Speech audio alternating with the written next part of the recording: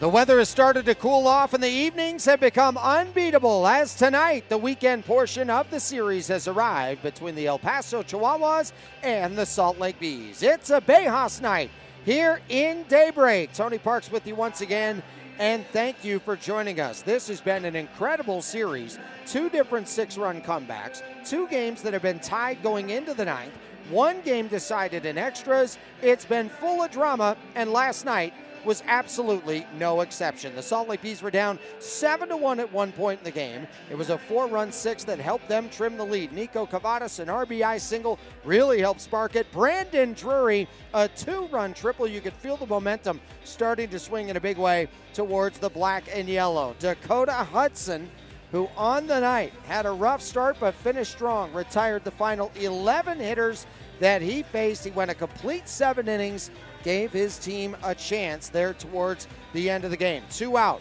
Bottom of the 8th inning, Chad Wallach, who homered earlier on the night, comes through with an RBI knock to tie it up, and the game was at 7-7. And then Yomer Sanchez, a combined 1 for 12 against El Paso this season before he came alive in the late innings. That included this go-ahead RBI triple, sent this place into a frenzy. Bees up 8-7 as we would go into the ninth. Jared Southern, 2 innings, a shutout ball. He stranded 2 when he recorded the final out himself. Bees win 8-7. The bullpen has not allowed an earned run over the past 3 games. Speaking of the bullpen game tonight, Connor Brogdon, the start for Salt Lake, 3rd game back after his 37 games with the Angels. He faces Stephen Jones. This is his first start since he was at Samford in 2018. We'll have pitch number 1 for game number 5. It's coming up next on a Saturday night from the ballpark at America Square right here on KMYU.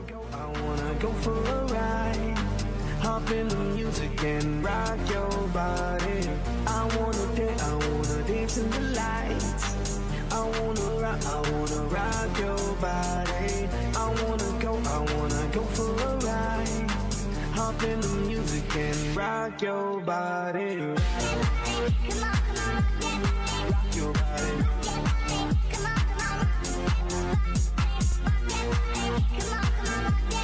Rock your body. Let me see your body.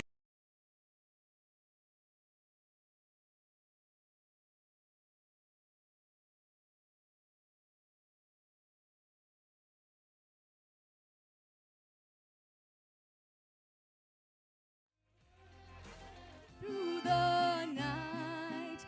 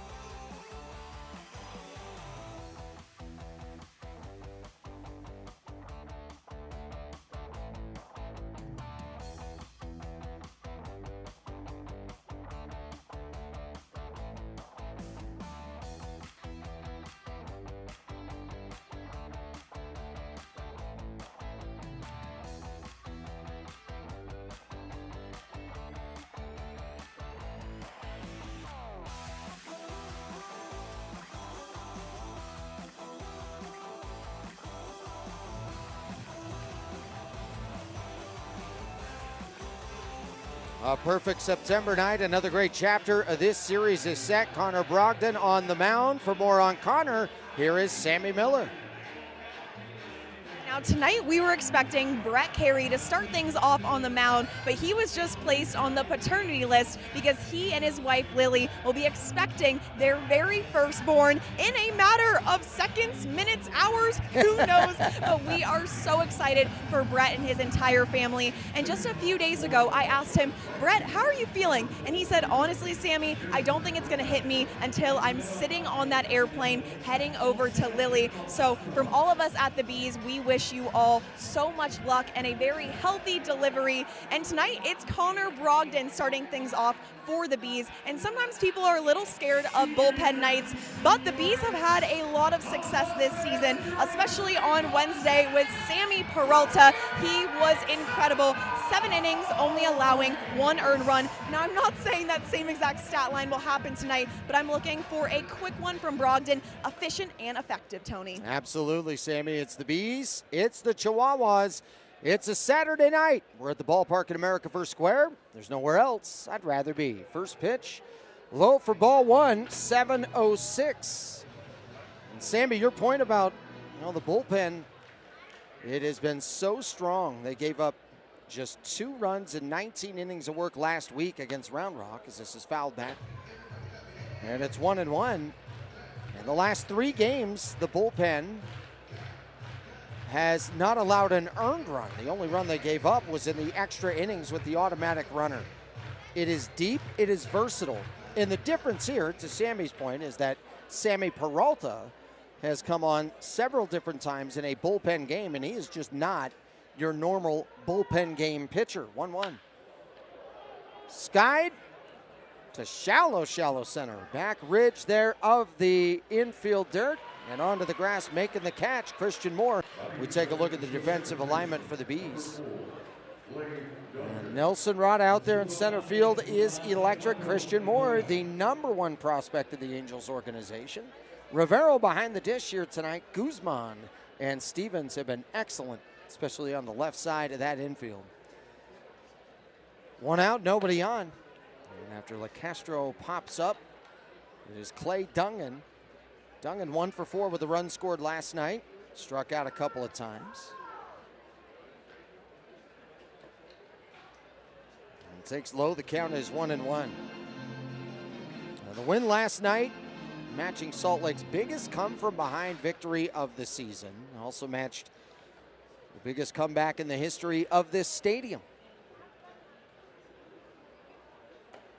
1-1 is cut on a miss. A ball and 2 strikes. Clay Dungan, 6 for 16 this week with a double and a home run. In the previous series against the Bees, he was just 1 for 12. He has 28 doubles on the season. And Dungan takes low, 2-2.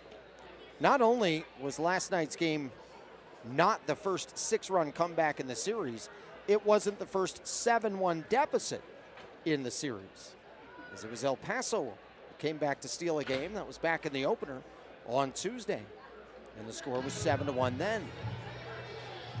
Count full, bases empty, 1 down in this top of the first inning.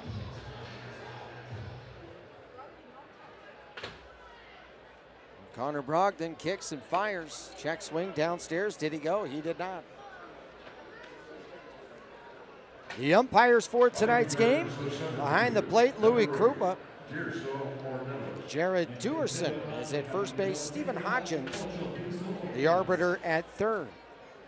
Now that loss last night for the Chihuahuas really put their playoff hopes on life support. They badly needed that one. I mean, they are now 5.5 games back with just 15 games to go. And the other thing that has made it tough is Tacoma just will not lose. First pitch in there, a strike to Tirso Ornelas. He walked as a pinch hitter last night, 3 for 14 in this series with a double and a home run. As Tacoma now 40-21 in the second half, and they've won 10 of their last 12. That's line down the left field line, headed for the corner, and it slices too far. It goes foul, and what a nice play. One of the fans this year with a baby in the arm and everything. That found down the left field line. made a great grab. You know, this debut season, everybody goes, how does it play? How does it play? Well, the wind will be a part of it, and the ball flies. Well, the fans have been stellar with their defensive work. As Ornelas takes low, 1-2. Watching the fans file their way in on this Saturday night, you can just feel the season winding its way down, specifically the home schedule. 8 games left, including tonight. Brogdon keeping a close eye on Dungan. Clay Dungan, 29 stolen bases this year.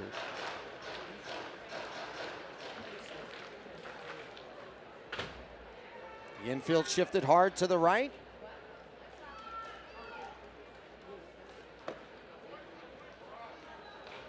The count is at 2-2. Connor Brogdon's first performance of the year was against El Paso all the way back in March. Went just a third of an inning and allowed 5 earned. It was a tough one for sure, but he had a great response to it. I love the way he bounced back from that. This is softly bounced. Brogdon's got it. Goes to second for 1. Stevens goes to first. They get them both. Nicely done all the way around. 1-6-3. Brogdon faces the minimum 3. Nothing for El Paso. Bees coming to bat when we come back.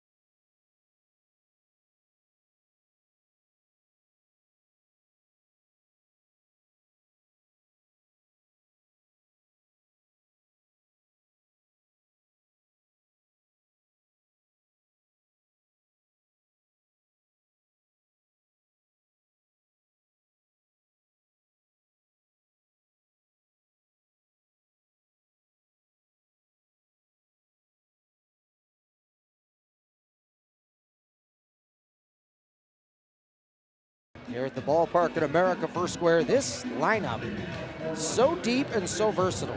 A ton of great base stealing threats, a lot of great power there in the middle, a ton of experience to go with it. Bees can hurt you in a number of different places, 1 through 9. And last night you saw it as the early part of the game, the Bees cold on offense, came alive in the late innings. Rada takes inside, ball 1. Nelson Rada, one of the most exciting players to watch in this league. 2 for 5 last night. He's 3 for 15 in the series. 3 walks and a stolen base. Takes down and in. Counts 2-0. Stephen Jones, the starting pitcher. This is the first start in his professional career. First start that he's had since 2018 when he was with Samford. Comes into tonight's game, a bullpen game for each of these teams. As the series tied up at 2-2, here comes the 2-0. Rada swings and misses.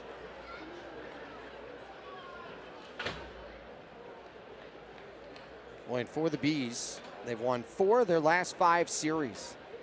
It's the way they've done it. It continues to impress. Just love to see a team playing their best ball coming towards the end of the year. Of course, it'd be better if they were in the thick of a playoff hunt. But at some point, everything does come together when you keep working on the most important things. As Rada Fouls that off, it's 3-2. That's been the story for the Bees in 25. And I love what's happened with the Angels organization. The constant emphasis on the fundamentals, the tiny details when it comes to taking the appropriate angles on balls from the infielders down to players being more versatile and also just polishing their game all the way around.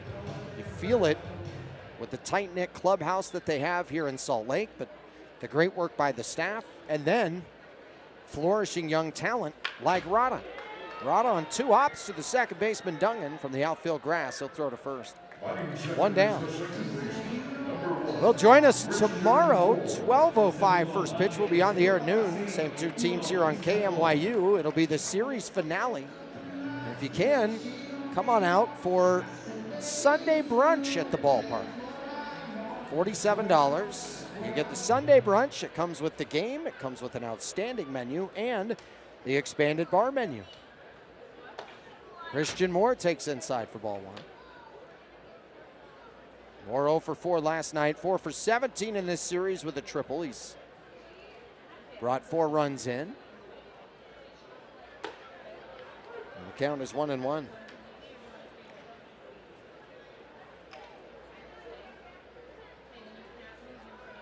Well, and you really look at the situation there for a bullpen game for Stephen Jones. This is his 3rd appearance of this series. So while you credit a guy like Sammy Peralta earlier this week for his outstanding performance, went 7 complete innings, gave up 1 earned. Well, he did have a full week of rest because he had a bullpen game against Round Rock, but it never looks that way with the way he pitches. 2 up, 2 down. Let's take a look at the defensive alignment. As for the El Paso Chihuahuas, Brooks in left, Ornelas in center, and LaCastro in right field. Ripken Reyes there at the shortstop area. Dungan has had some outstanding plays at second base this week. And the veteran Luis Camposano behind the dish with Stephen Jones on the mound. Jones got the save back in the opener. It's the first pitch inside to Ben Gamble. Jones, it was a 1-2-3 9th inning. So that was a great back and forth ball game. It was tied going into the 9th. Clutch swings from El Paso put him up 11-9. We're curious to see what the Bees might do in the bottom half of the 9th, but Jones made a quiet bottom 9, and then the Bees got to him in the 7th inning 2 nights later. Plated 2 runs against him, 3 hits. But El Paso was able to win that game as well. Ben Gamble, a pinch hitter last night, 0 for 1, 5 for 13 in this series, a double, a triple, 3 runs batted in.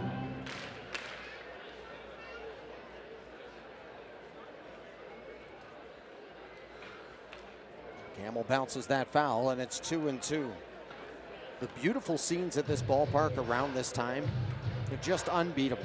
Watching the train out there beyond the right field wall, see everybody laying out with the blankets on the berm. Scattered throughout the crowd this evening as they're making their way in.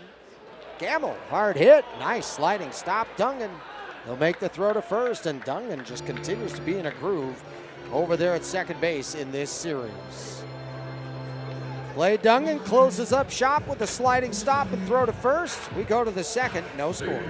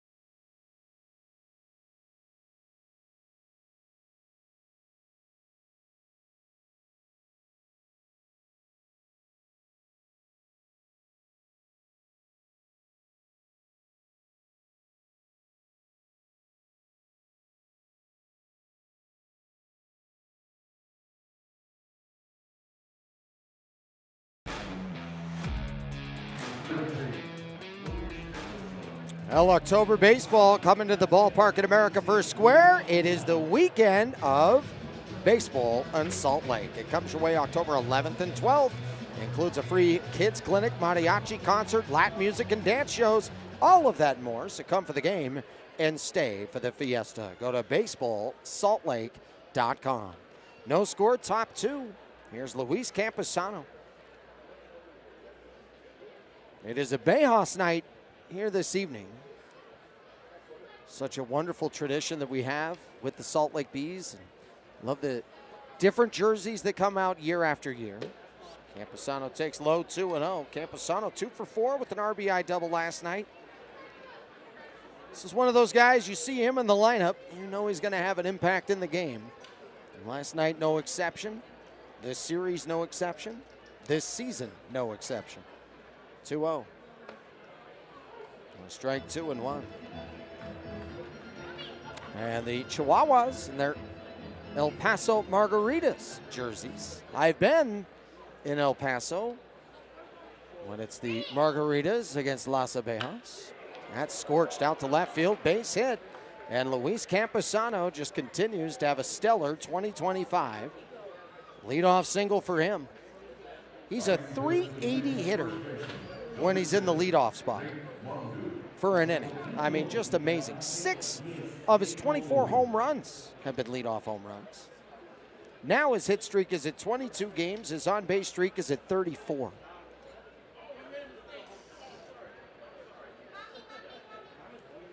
There's Nate Mondu. And takes a called strike. Luis Campusano is batting .333. Usually when a guy has that kind of a batting average, the sample size is too small. Well, that's not the case for him. 23 doubles, a triple, those 24 home runs, 86 runs batted in.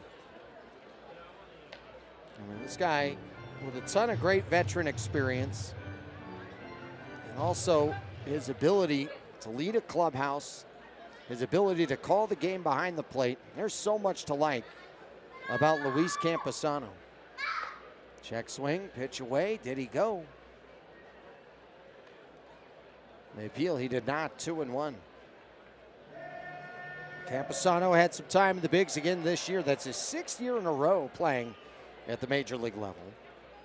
He's been a .300 hitter in his 7 minor league seasons. Last year, while Campusano was with the Padres, he had 74 starts with them behind the plate. They were 45-29 in those games. That included the Dylan Cease no-hitter. Has the lead over there at first. 2 for 2 when he steals bases. Throw over there, and he's back with the slow-mo head-first slide. 2-2. This year against the Bees, Campusano batted .417 coming into tonight. Always just has the right mindset, the right mentality, no matter what level he's playing at. We'll do it again at 2-2. 10 games with the Padres this year. He holds the all-time home run record with the El Paso Chihuahuas. This league just has so many great players to sit and watch. And sometimes it's, you know, a young, exciting prospect. Sometimes it's a long-time veteran. Popped up behind home plate. We'll do it again. But with Campusano, a guy who's still right there in the thick of playing in the bigs regularly, and on top of that, leading a clubhouse like this one. And Luis's season really gave them a realistic shot and a push towards Tacoma. Obviously, it hasn't gone as well for them last week and into this week. But they had a real shot to go, and you could feel that team surging. And on my ballot for the All-Stars, which they don't have an All-Star game like they used to, but you can still vote for All-Stars. And my ballot was littered with some El Paso Chihuahuas. And Campusano absolutely had his name on there. Swing and a miss, strike 3. Down goes Nate Mondu. 1 out. Campusano still there at first. No score. Here's Rodolfo Duran. Multi-hit game for Duran last night. He's 2 for 4 with a double. Connor Brogdon in this second inning of work. Faced the minimum 3 back in that first inning. Did a nice job on that double play. That was the 8th double play for the Bees, by the way, during this series. It's the most in the PCL this week.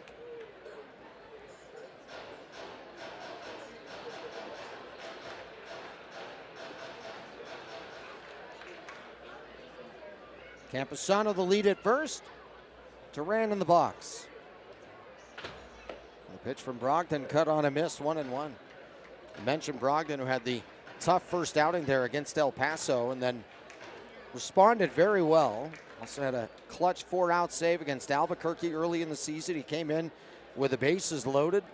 Needed to make some big pitches and did. Just misses low, 2-1. Eventually got the call up to the Halos. Had some very strong stretches out of the pen. Went from June 18th to July 24th. His ERA was at 2.03 over the 13 and a third innings, covering 12 games. He's fouled back several scoreless outings while he was coming out of the pen. Overall, 3-1 with the Angels during his 37 games and an ERA of 5.30.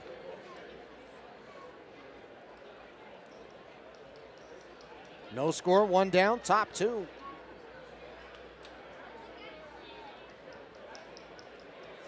Brogdon holds from just above the belt. Swing and a miss, strike 3. Whoa, beat him upstairs. 95 on the Heat, look out. So back-to-back strikeouts after the leadoff single. It brings up Trenton Brooks. And Brooks, who terrorized Salt Lake pitching back in El Paso, he is hitless in this series. He's 0 for 12.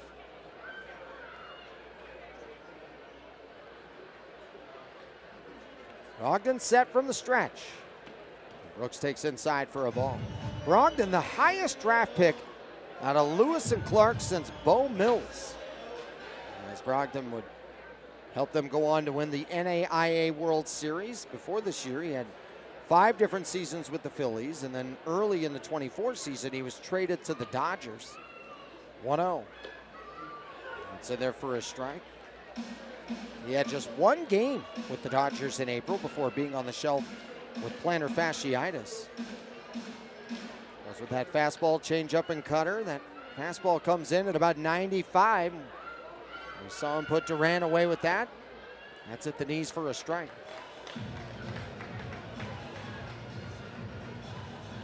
So that fastball at about 95, changeup at 83.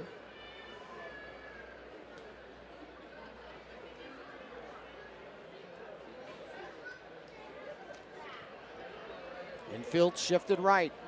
Brooks flies it left. Headed towards the line. Biggio, will he have room?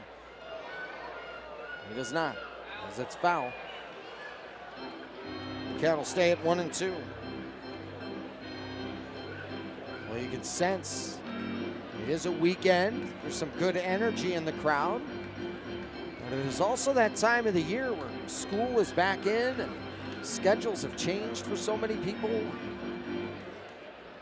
there's a lot more going on also with the number of kids who have different sporting events that they're playing in now. Brooks, ooh, look out, up and in, 2-2. Trenton Brooks, who made his major league debut with the Giants last year. Had a great season with Sacramento last year. 25 games with the Padres this season, including his first career home run to go along with 2 doubles. Crack bat, soft liner over the leaping second baseman Moore. And into right field, a base hit. Trenton Brooks with his first knock of this series. He's now 1 for 13 this week, but a 2-out hit keeps the second inning alive. So got that just over Moore's head. He was drifting back. Just hard enough to get it over Moore, just soft enough to get it in front of Flynn. So first and second with 2 down. Marcos Castañon, huge congratulations to him yesterday, his first ever AAA home run. He's had a very nice series. He's had a hit in each game. He's now played at the AAA level. 3 for 10 this week with that 2-run homer. And he had a really nice diving stop at third. A little soft grounder back to the pitcher, Brogdon. He'll take his time and rainbow over to first in time. The inning is done. Some traffic on the base paths, but nobody across. No score. We go to the bottom of 2.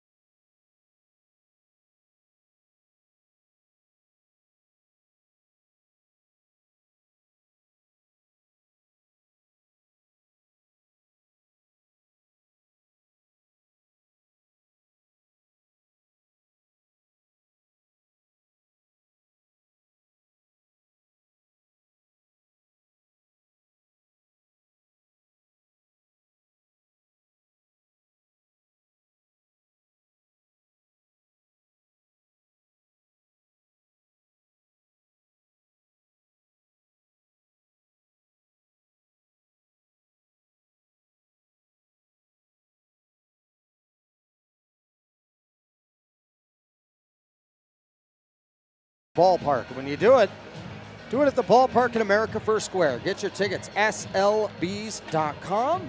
We have family night coming your way Tuesday. 4 tickets, $40, brought to you by Holmes Homes. Love the smiles when I look out there. All throughout the ballpark, upper deck, lower deck, premium seats, out on the berm, everywhere. What a beautiful first season. So enjoyable. Chad Stevens is leading off the bottom of the second. No score.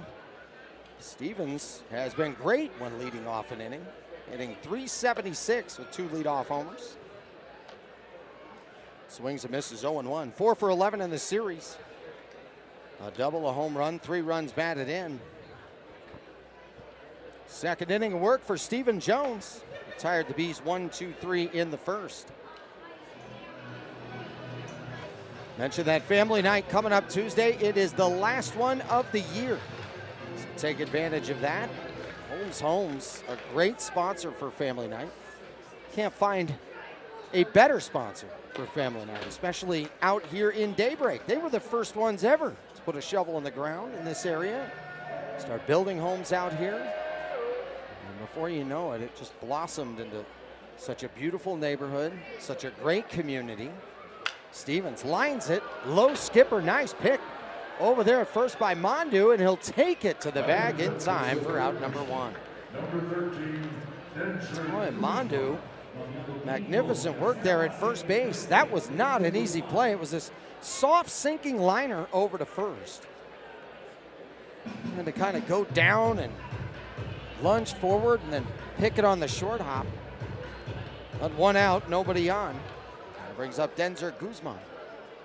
Well, Guzman had a terrific night last night. I know he wasn't a part of some of the late inning drama with the triples and all the scoring taking place in those late innings, but he led off at 8th with a single. He had a 3-hit night, including a home run. It was his 6th home run of the year. It's simple. When this guy plays well, this lineup is really tough to slow down. He's certainly had his hot stretches in a Bees uniform. 2 home runs in this series. Guzman fouls that off. Southern League Player of the Month back in July. You could feel him carrying that momentum into his time with the Salt Lake Bees. And Alonzo Powell, the hitting coach for the Salt Lake Bees, talked a ton about this guy's ability to just light it up. He said when he's on time with the fastball, everything else goes well. He said he loves that part about him. He said that was the case last night. On time with the fastball. Next thing you know, he's going to smash a sweeper over the left field wall. He'll find a lot more barrels a lot more often when that timing's spot on, like it was back on Friday. Cut out a missed strike 3. And Stephen Jones has retired the first 5 that he has faced. Brings up Nico Cavadas. Well, Nico Cavadas, his first game back with the Bees yesterday, 1 for 3 with a key run batted in. I thought that was such a big hit, as the Bees were putting together some innings earlier, one where they threatened but didn't have a hit.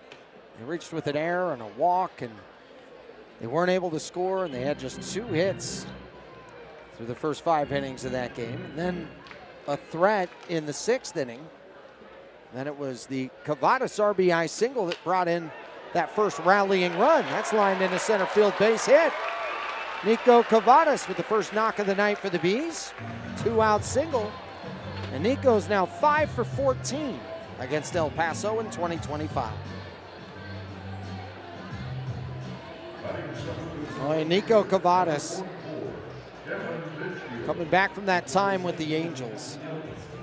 He joined the Bees after that trade with the Boston Red Sox last year. There was so much excitement about what he can do, and then obviously Matthew Lugo, who was a part of that trade. You could feel the enthusiasm about having those 2 guys in this organization. First pitch inside, ball 1. Kevin Biggio did not play in yesterday's game. 1 for 9 in the series with a walk. But Lugo, who's now with the Angels at this moment. Cavadas recently with them. Biggio takes inside. It's 2-0. But those guys, just piece by piece, brick by brick, you could see them improving quickly. And I love the work from Lugo in the outfield. Conventionally an infielder. He started making noticeable improvements with his outfield work, and not just in center field, but his work in left. It's some nice chase down catches. And early in the season, you could see him taking some bad routes on a few balls, a few missteps here and there, but it was all a work in progress. And he can still use some polishing. I'm not saying he's a finished product as of yet, but love seeing the advancement of Lugo all the way around, and especially the July he had. Cavadas over there at first with some of his big swings this year, and one of the best at drawing walks. Biggio joined this team a few weeks ago. Fouls it behind home plate to the left. He was with the Royals to start the season. He's on their opening day roster. Also with the Omaha Storm Chasers. Counts 2-2, no score, bottom of the 2nd.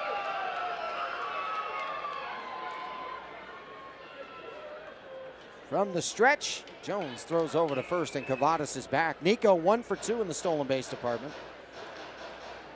Make sure you keep an eye on him. If he thinks you're ignoring him, he'll take off on you.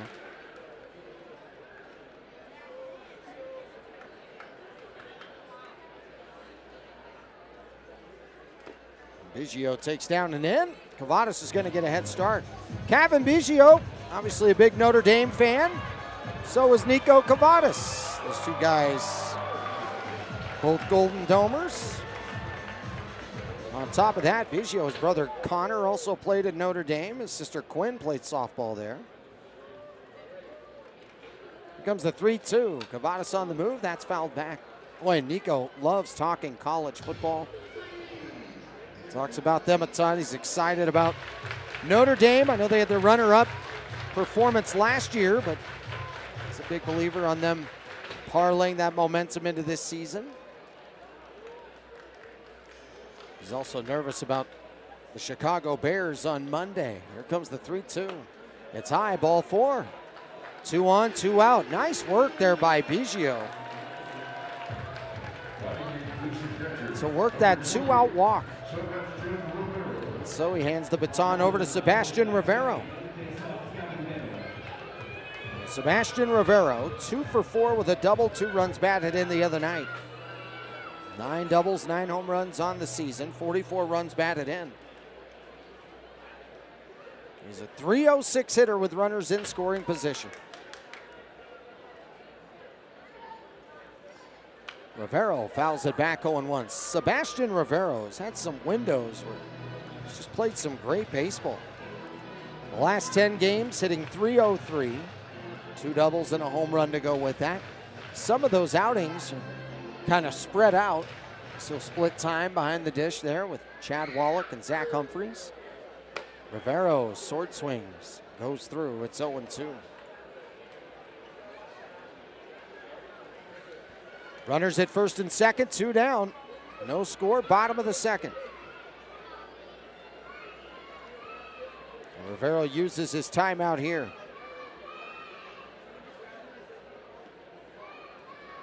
Cavadas the lead at second, Biggio the lead at first. The 0-2 from Jones. That's up and away, a ball and 2 strikes. Tucker Flynn on deck.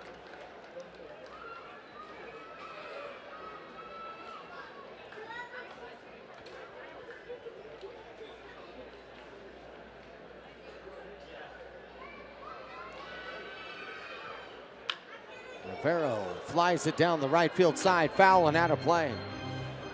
Now, Sebastian Rivero really brought a lot of great energy to that clubhouse.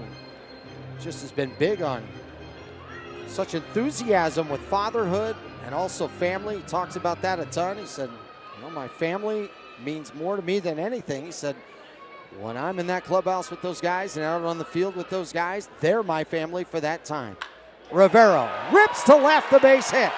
Cavadas coming around third. The throw will go into third. 1-0 Salt Lake. Seabass with a 2-out RBI knock.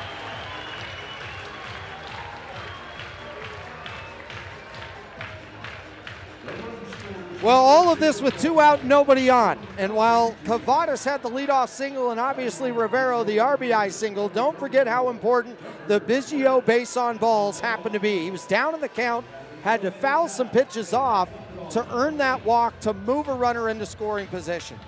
And right now for the Salt Lake Bees, when their offense is at its best, it's the pitches they're not swinging at that are setting them up for something like that. Now, you love to see this happen. The Bees, a couple of times during this week, have had some great offensive spurts after an inning has started 2 up, 2 down. Now, when they won that game 7-3 the other night, it was their first win of the series. It was back on Wednesday. Their first 2 runs were scored on a 2-run homer after it was 2 out, nobody on.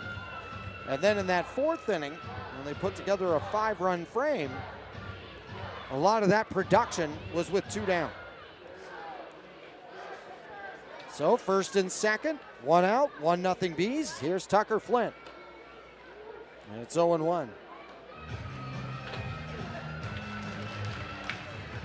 And Flint 2 for 6 in the series. A triple, a run batted in, 2 walks and a stolen base. Jones the 0-1. Flint grips and rips. A diving stop by the first baseman, Mondu. Underhands to a covering Jones. The inning is over. What a phenomenal play by Mondu. But the Bees get a run on the board. Sebastian Rivero with an RBI single. Cavadas coming in to score. Bees up 1-0.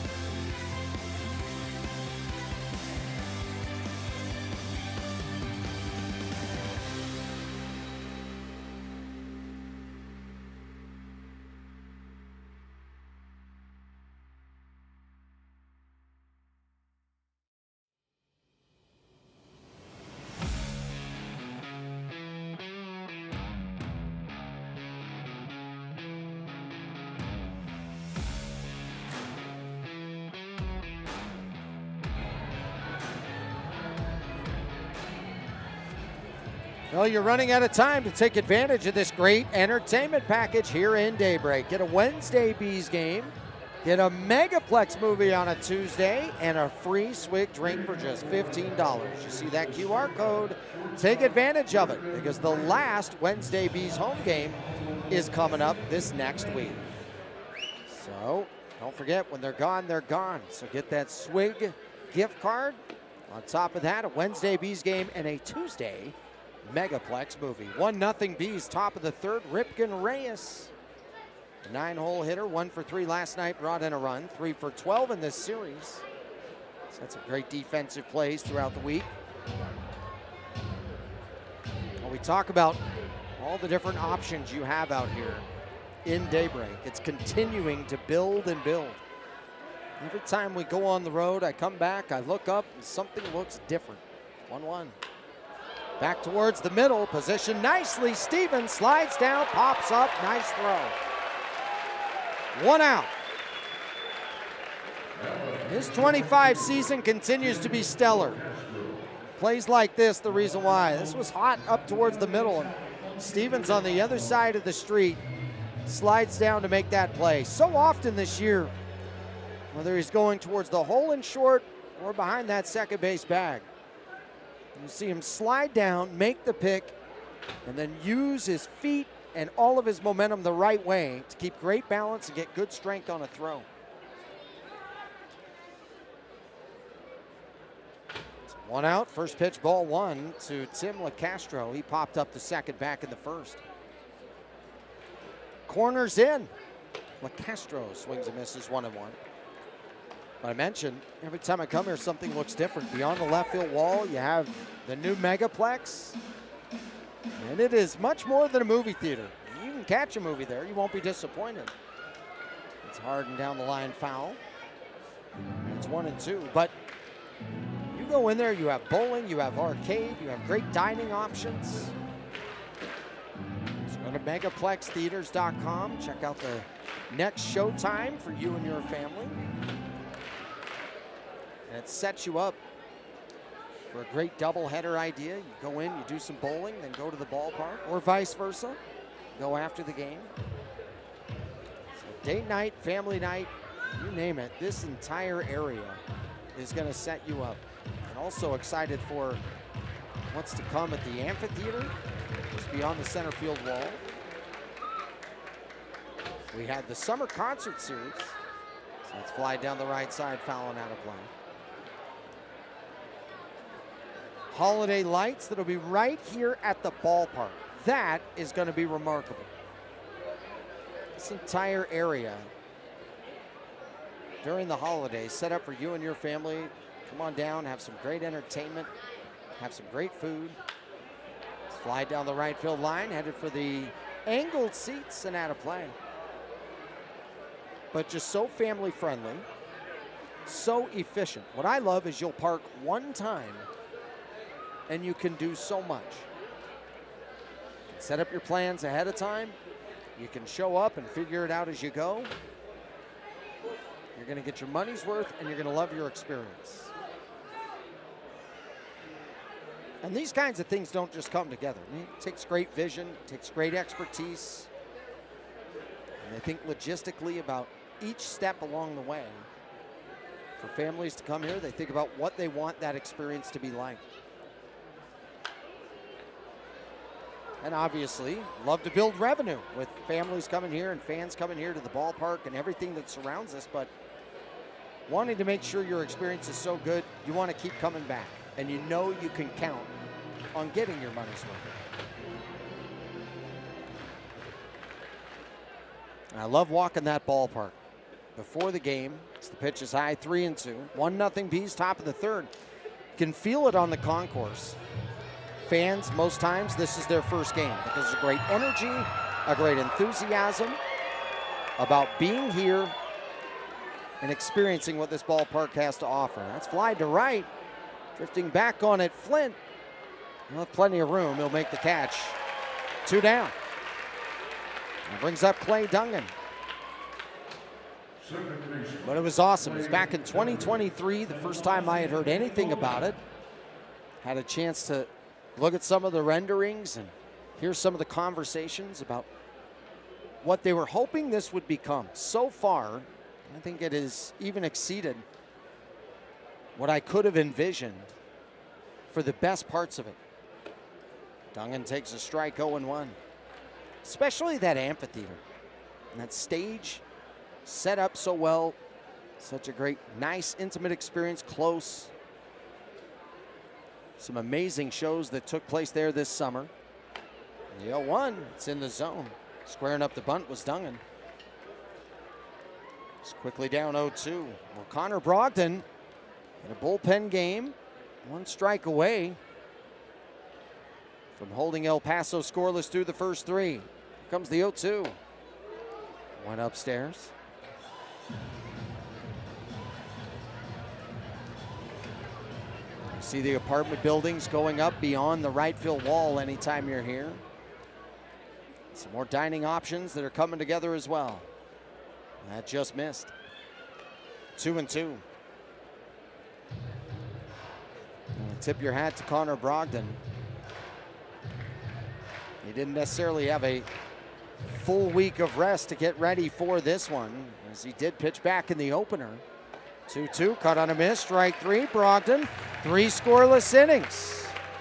Stepping in for Brett Carey here today. So far, so good. The Mariachi Band, excellent as always. And it's Abejas ahead of the Mariachis, 1-0.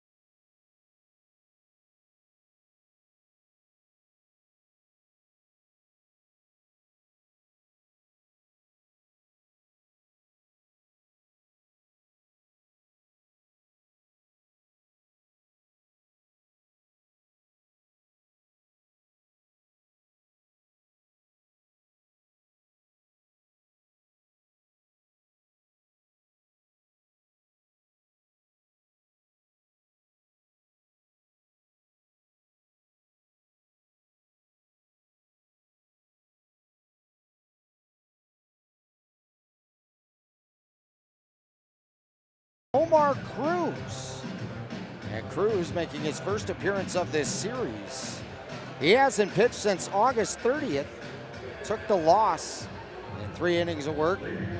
4 runs and 3 earned against the Tacoma Rainiers. See how many innings he might be able to take over here in this game, as the Salt Lake Bees with a 1-0 lead after they got 1 in the second against Stephen Jones. His night is finished. Bullpen game for both teams. Rada squares to bunt, pulls back, and the pitch is ball 1. Rada grounded out to second back in the first inning.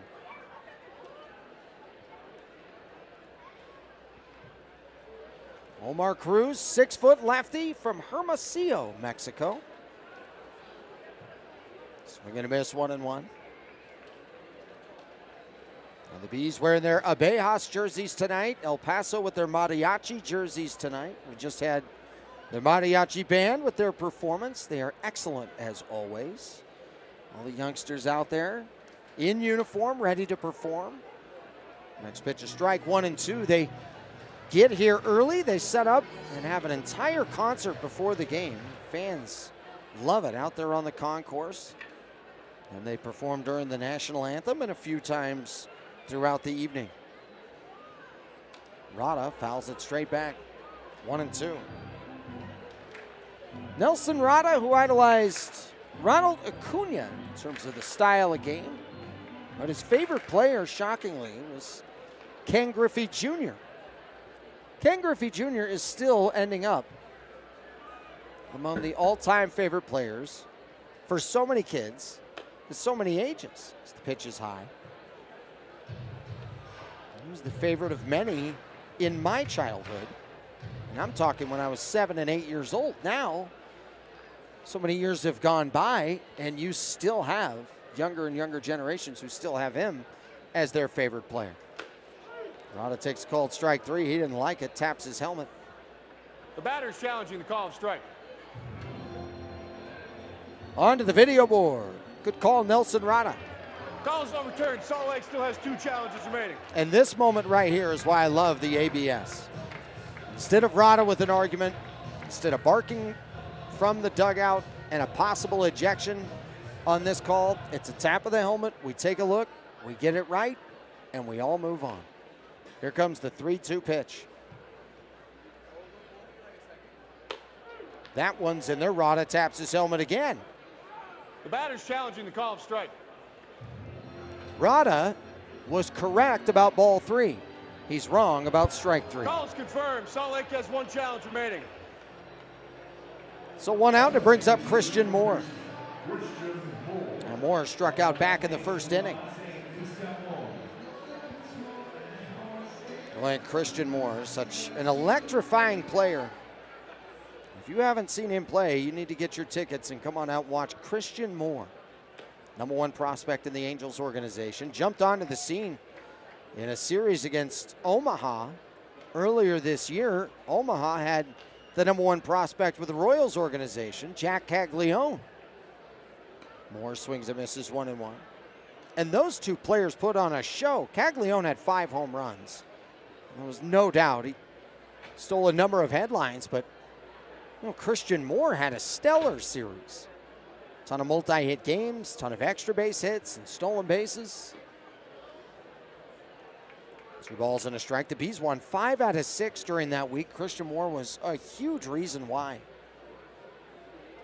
When the Bees won that series, that was their first series victory in a 6-gamer since they swept El Paso in late July of 24. It was one of the better versions of this Salt Lake team in the first half as they were kind of finding their way with a number of different guys coming on and off the roster. Moore swings and misses at the 3-1. Moore batted .322 with the Trash Pandas last season. Torrey Hunter's been very impressed with him. Had high praise, saying just give this guy some time to make some adjustments. Back after 39 games with the Halos.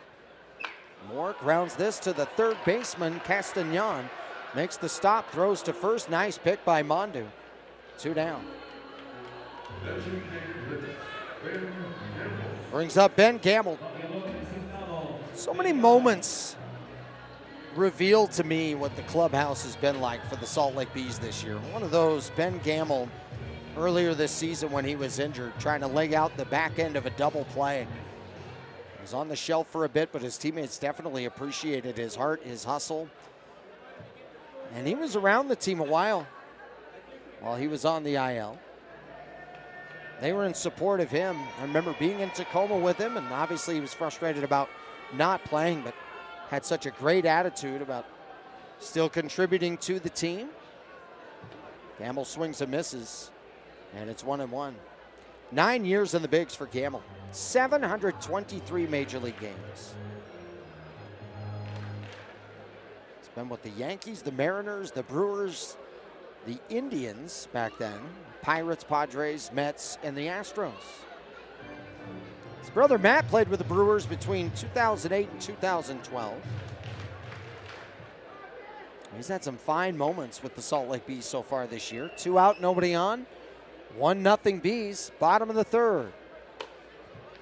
And it's 2-2.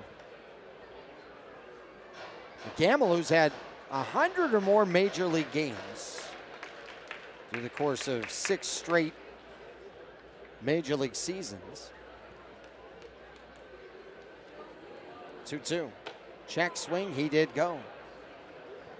And the inning is done. 1, 2, 3 go the Bees in the third. Omar Cruz, a nice start to his outing. We've played 3, Bees up 1-0.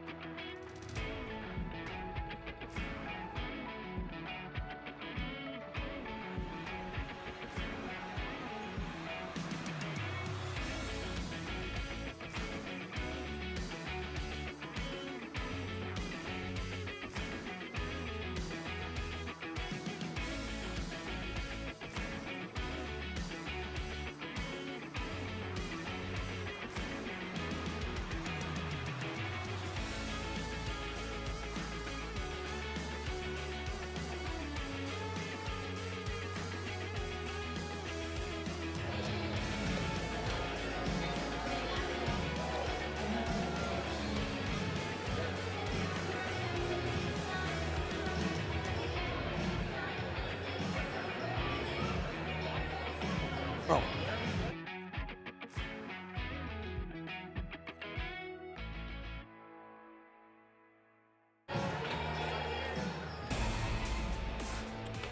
Jack Dashwood on for the Salt Lake Bees. Second pitcher employed on the night. Connor Brogdon simply just did his job tonight. Excellent work by Brogdon. Went 3 complete innings for the Bees in this bullpen game. Gave up a couple of hits, walked 1. But 2 of the 3 innings faced the minimum 3 and kept El Paso off the board. Bees up 1-0. Tirso Ornelas is the first batter that Dashwood will face. Tirso Ornelas, left-hand batter against the left-hand pitcher, Jack Dashwood. For Dashwood, second appearance of this series. This is bunted foul by Ornelas. 0-1. So the count's 0-1. And for Dashwood, who pitched in the 5th and the 6th of the opener and gave up 2 earned runs back on September 2nd. Here comes the pitch to Tirso Ornelas, and it's down for a ball. Same 2 teams tomorrow, 12:05. We'll be on the air at noon right here on KMYU. So make sure to join us right here at the ballpark at America First Square. If you can, come on out to the game. You'll have a great time. Fans enjoying themselves, all areas of the ballpark. Hot shot liner right to Moore at second. 1 down. Boy, Moore was positioned perfectly, especially over the last couple months, but really all season. A lot can be said about how often Bees infielders are perfectly positioned or close to perfectly positioned, depending on what hitter is in the box. Now, they don't just have the same exact shift for a right or left-hander. First pitch in there for a strike to Camposano. He singled in the second.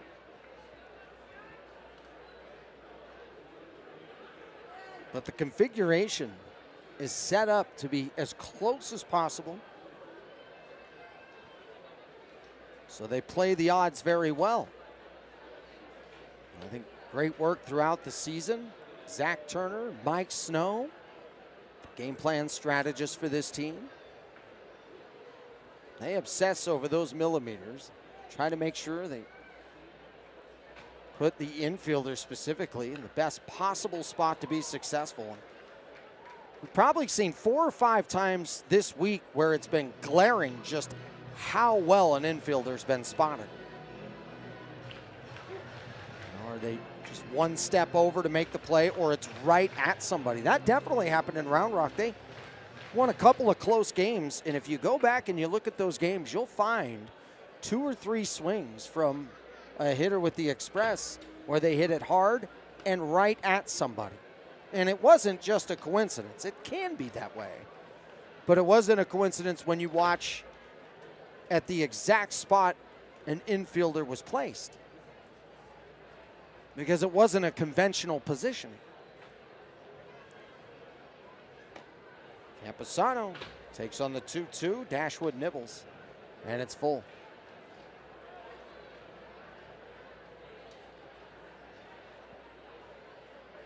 Campusano, a 22-game hit streak now after that single that he had in the second inning. 34-game on-base streak. He's coming close to the franchise record. That's hit to the opposite field, base hit. Luis Campusano just keeps on tearing the cover off the ball. Sometimes it's over the fence, sometimes it's in the alley, sometimes to the opposite field. This guy just checks all the boxes.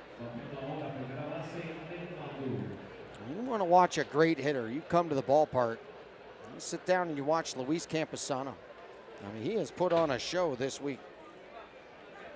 He is now 9 for 19 during the series. Another multi-hit game for him. It's the first pitch low to Nate Mondu. Boy, Mondu has played really well over there at first base. A couple of tremendous plays. Nice picks in the dirt as well. 1-0 Bees top four. Mondu, hot shot past the third baseman Guzman into left field. Stopping at second, Campusano. First and second now with one out. My ball was smoked.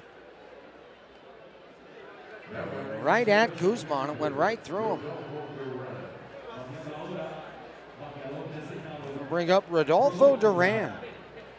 And Duran struck out back in the second inning. He's a .310 hitter with runners in scoring position.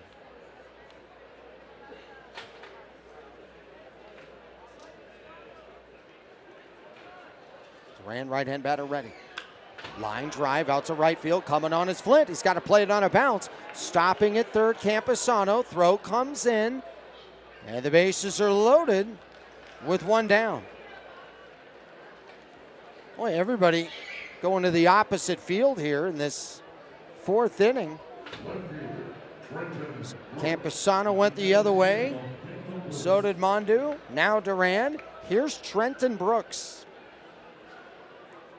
Brooks singled in the second. That was his first hit of the series. He's 1 for 13. Trenton Brooks, 2 for 6 with the bases loaded this year. 1 grand slam.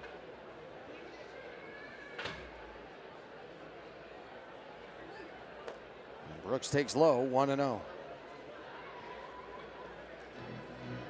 He's holding to a 1-0 lead in this top of the fourth. A bullpen game for both teams. Dashwood, the second pitcher on.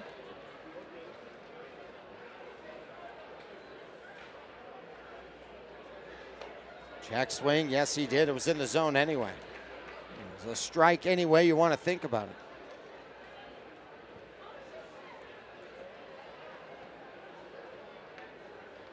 Three singles here in the fourth.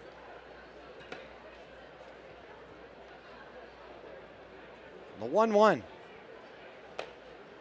In there for a strike. Brooks taps his helmet. The batter is challenging the call of strike. This will be a big one here. On the outside Call corner. is confirmed. El Paso has one challenge remaining. So the Chihuahuas lose a challenge on that one, and the count is at 1-2.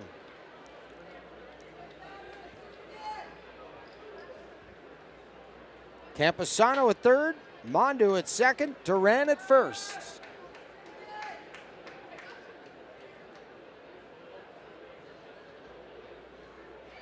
Pitch from Dashwood, and it's low, 2-2. Well, Trenton Brooks, who grew up right outside of San Diego, was the inaugural winner of the Tony Gwynn Award in the Mountain West Conference. A big moment for a kid like him. Played for the Padres earlier this season. 2-2. Fly ball down the left field side. It's going to go foul and out of play. And for Trenton Brooks, last year, 9 of his 10 minor league home runs came against righties. Still hit very well against lefties, hitting .321. He was second in the PCL last year in on-base percentage. This guy can get hot in a hurry. Popped him up. Shallow left. Infield fly officially called. And making the catch is Chad Stevens. 2 down. Nice work by Dashwood. Get some soft contact and get an out without anybody moving. There's Marcos Castañon. Grounded out to the pitcher back in the second inning. The Chihuahuas with 3 hits in this fourth. Dashwood hoping to leave them loaded.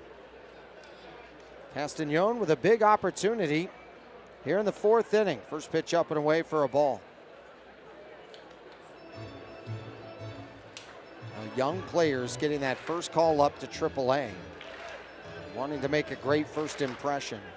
You know, it's not like they come in here with the attitude that they want a lottery or that they're just happy to be here. There's some real momentum and some real enthusiasm and excitement. 1-0 is away, 2 balls and no strikes. What I like about Marcos is his ability at times to stay patient, get the pitch that he's looking for, and then put a barrel on something and make something great happen. I mean, you can be aggressive, but much like Nelson Rada of the Bees, also has the poise, the patience, and the maturity not to expand the zone if it's not necessary. I always use that example of Rada in that performance at Oklahoma City when he had the bases loaded, got down in the count with 2 down. It was a big moment in the game, and he fouled some pitches off and stayed poised and had some great takes, and eventually it turned into a 3-run single. Castañon looking to do something of similar fashion here. 2-0, smokes it out the left center field. Headed for the gap, it's gonna one-hop the wall. Campusano scores, Mondu scores, coming all the way from first to Rand. Relay, throw to the plate, got him! 2-run score, the inning comes to a close, and the lead is changed. Castañon with a 2-run double. Nice relay from the Bees. It's 2-1 El Paso as we go to the bottom of the fourth inning. It's the rookie Castañon coming through with 2, and then the rookie Rada starting the relay. Chihuahuas up 2-1.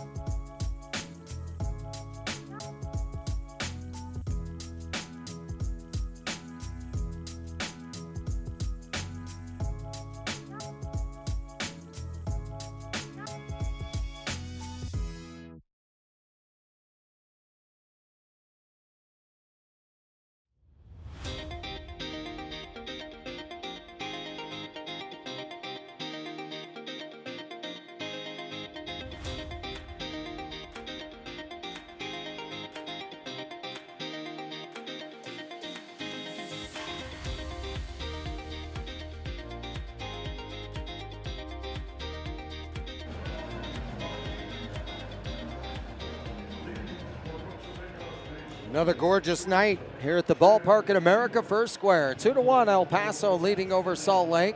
And if you haven't been out here, get your tickets to join us, slbs.com. If you have been here, come on out one more time. It's the last home stand, but it is not the last series. The Bees, after today, have one more against El Paso. then a 6-pack next week against the Tacoma Rainiers. Right now, the Tacoma Rainiers, when they come into town, they should bring a gift basket to the Bees. The Bees won a series against OKC, then against Las Vegas. Round Rock was hot. They were just 2 games back of Tacoma at the start of last week. Stevens takes for ball 1. That pitch misses a little bit up. Stevens grounded out to first back in the 2nd inning. Mondu has been remarkable over there. Here comes the 1-2. Stevens watches that high, 2 balls and 2 strikes. But the Bees beat Round Rock 4 out of 6, and then they started this series against El Paso, and the Chihuahuas badly in need of a great week against Salt Lake. Well, the Bees have taken 2 out of 4 against them. Swing and a miss, strike 3. And Omar Cruz has retired the first 4 that he's faced. It brings up Denzer Guzman. Well, Bryce Harper earlier today, a 2-run home run for the Philadelphia Phillies as they would go on to beat the Miami Marlins today by the score of 4-2. And then Boyd with a home run to right, solo shot for the Washington Nationals as they go on to beat the Cubs 2-1. So big moments there for the Washington Nationals. It was rather Lyle with that solo homer to give them the 2-1 win over the Cubs. We'll take our first look at the out-of-town scoreboard here. Games that also included the Cardinals walking it off against the Giants 3-2. Comes the 0-2. Guzman swings and misses, strike 3. 2 out, nobody on. It brings up Nico Cavadas. 2-1 El Paso. Bottom of the 4th inning. Oh, the Royals all over the Twins today, 11-2. Kansas City and many others hot on the heels of the Seattle Mariners, who have just been clinging to that final wild card spot. First pitch high, ball 1. As now the Rangers and the Royals a half game back from that final spot. Seattle a 10-2 win against the Braves. Another diving stop, Mondu. Another underhand shovel to the pitcher, covering Cruz. The inning is over, and Mondu has been out of this world so far, and sadly is shaken up over there at first. I'm hoping he's going to be okay. He has put on a show over there at first. And this time taking extra bases from Nico Cavadas. And they're going to go attend to Nate Mondu. He's been in some discomfort. He's been out of this world. Hopefully he is not out of this game. 2-1. Chihuahuas lead the Bees. We go to the 5th.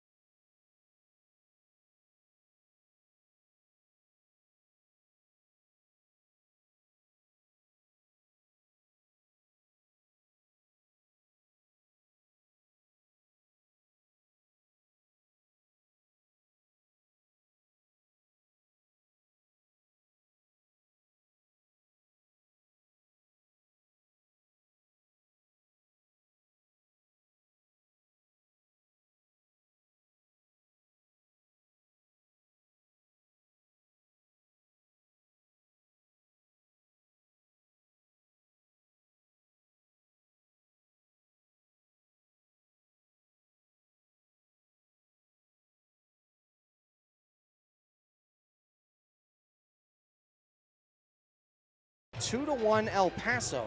Hoping he's going to be okay. We'll keep you updated on the latest with Mondu, as he's in the number 5 spot of this order, and they'll go 9-1-2 here in the 5th. They're going to attend to him right now.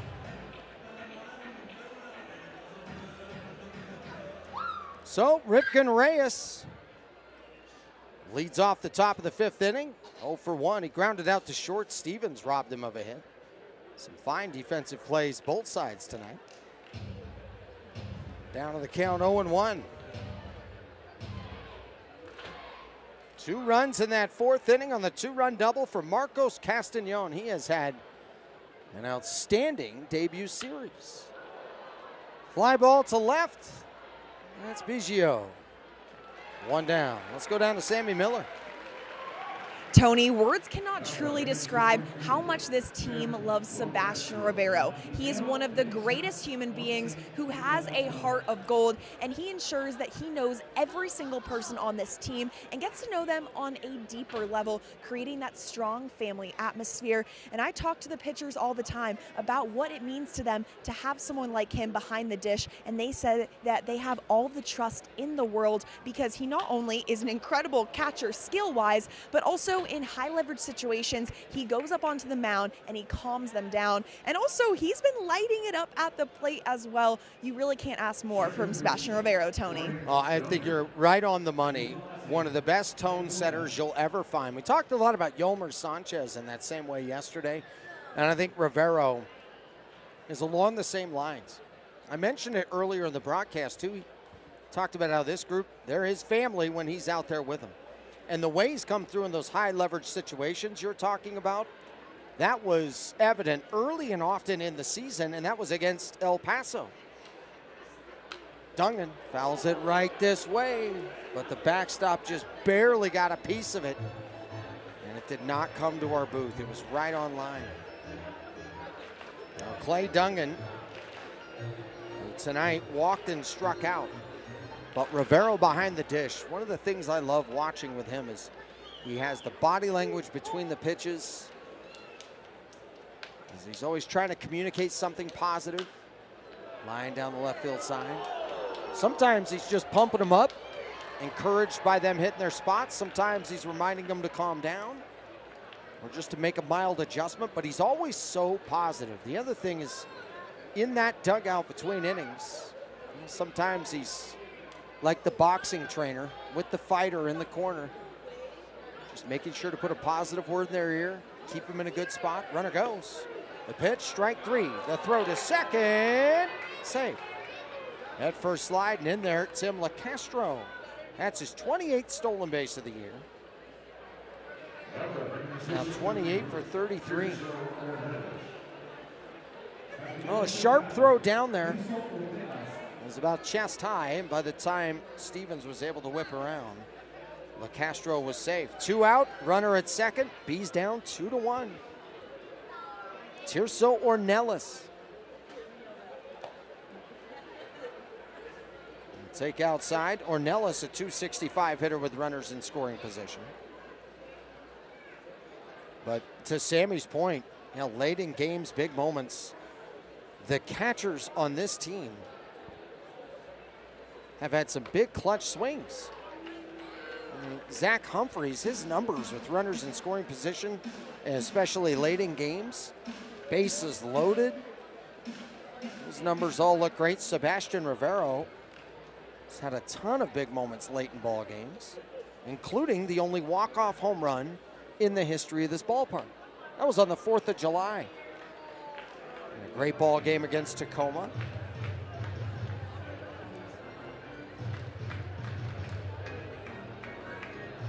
One ball, 2 strikes, 2 down.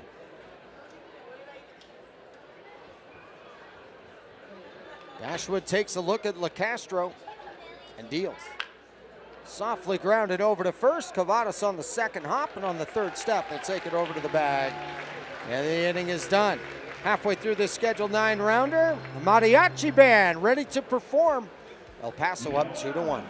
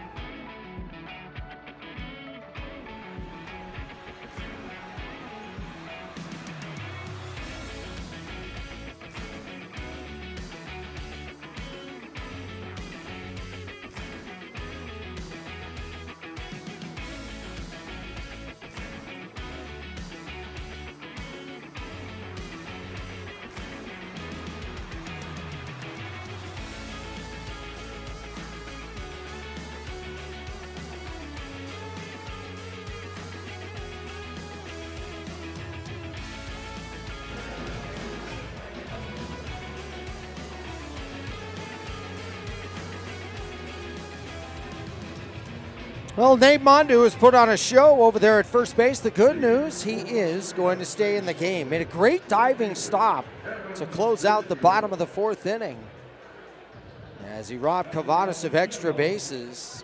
Came up limping a little bit, and he was attended to, and he is going to stay in the ball game. The bottom of the order and the bottom of the fifth for the Bees, Biggio, Rivero, and Flint. Bees down 2-1. As Biggio takes high for ball one. The Bees scored their run in the second inning. And one of the most important parts of that frame was the way Biggio earned that 2-out walk to put a runner in scoring position. Takes a strike, 1-1. Mentioned the Mariners beat the Braves. It was the Guardians who nipped the Rays 3-2. Orioles edged the Dodgers 4-3. In there for a strike, 1-2.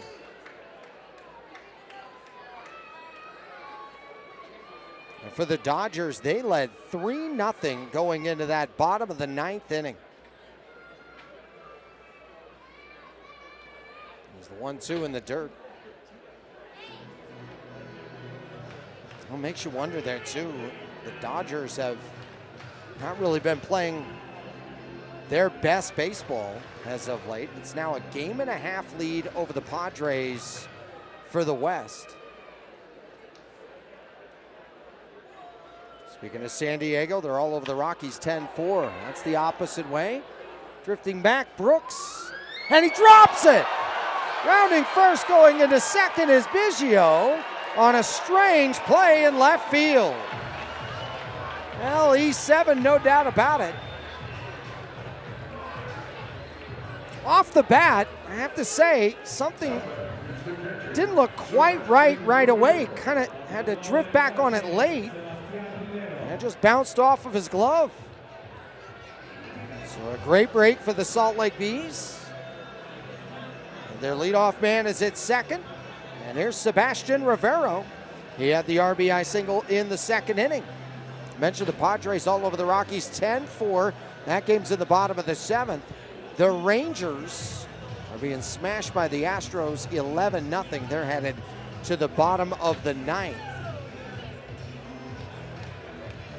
Yankees got by the Jays 3-1. The Tigers blanked the White Sox 6-0. And the least surprising news of the day, the Milwaukee Brewers just keep winning baseball games. They won again today. 4-1 the score over the Pirates. It's popped up foul to the right side. Reds doubled up the Mets 6-3. Sal Stewart, his first major league home run.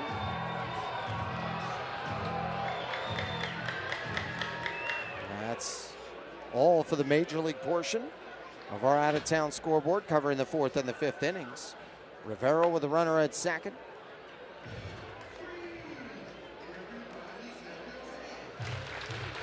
The Bees with 1 run in the second. El Paso with their 2 runs in the fourth. Series is tied 2-2.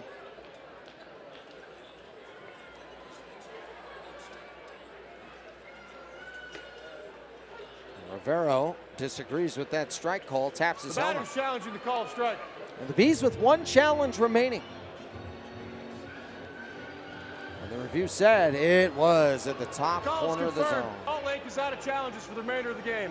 Well, the Bees without a challenge for the rest of the night. That is the best part about the challenge system. You keep it until you lose it. If you go 10 for 10 on your challenges, you can keep on going.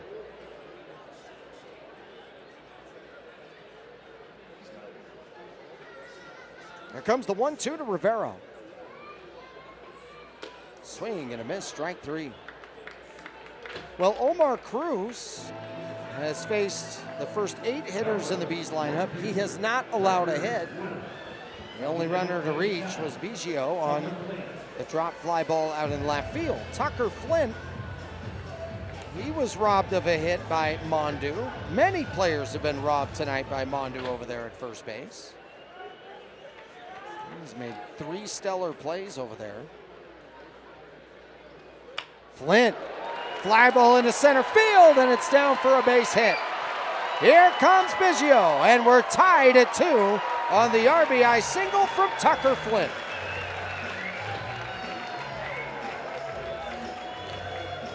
Well, Tucker Flint, who has had some really hot moments at the plate for the Bees this season. Great to see him step up. That's the first hit of the night against Omar Cruz. As the first 8 hitters in the order were not able to get a knock against him. Flint changes that. He ties the game up at 2 apiece, just sending it right back where it came from.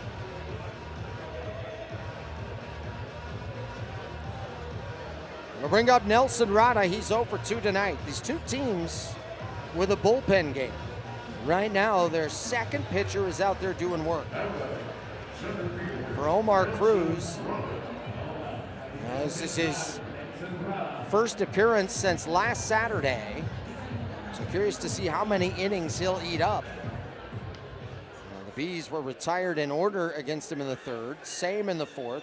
Now they've scored 1 on him here in the 5th. Corners in. Rada check swings. And he did not go on the appeal. Rada struck out against Omar Cruz back in the 3rd inning. Flint over there at first, 12 for 13 stealing bases. Corners in, 1 out. Fly and foul to the left side and out of play. It's 1-1. With a PCL tonight. Set of 5 games as the Tacoma Rainiers narrowing in on clinching that second half championship. They still have enough games to go. They have some work to get done, but you can feel that lead growing bigger and bigger. 5 games ahead of Sacramento today, and 5.5 ahead of the El Paso Chihuahuas. And tonight, Tacoma all over Reno, 6-0, bottom of the 6th. 1-2, softly grounded towards Mondu, the first baseman, and he's unable to flip it over to Cruz, who was headed over to cover. Tough play. An infield single. Nelson Rada is aboard for the first time tonight. Well, this would have taken outstanding execution. As it's tough there, he has to kind of turn around with his momentum going an entirely different way and try to sling it over to the pitcher Cruz, who is also on the move. So a bleeder to the right side will put Rada on. 2 on, 1 out. Here's Christian Moore. And Moore takes inside, ball 1.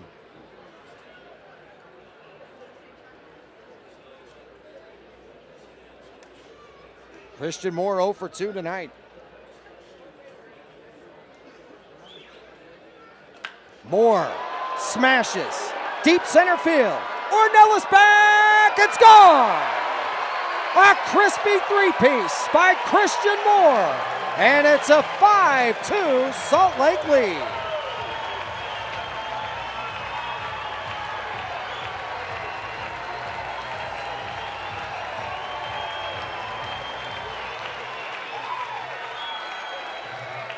Well, you weren't sure if it would get out. There was no doubt it was hit hard and it was going to be deep. And when Ornelas turns all the way around, you know something good has just happened, because you had speed on the base paths and this was hit to the deepest part of the ballpark. And it just did get over that center field wall. Christian Moore, the first home run since he's returned to Salt Lake. His 5th in a Bees uniform this year. 25 runs batted in while with Salt Lake. There's Ben Gamble. Line drive, right field, base hit. The second time through the order. And the Bees are starting to swing it well against Omar Cruz.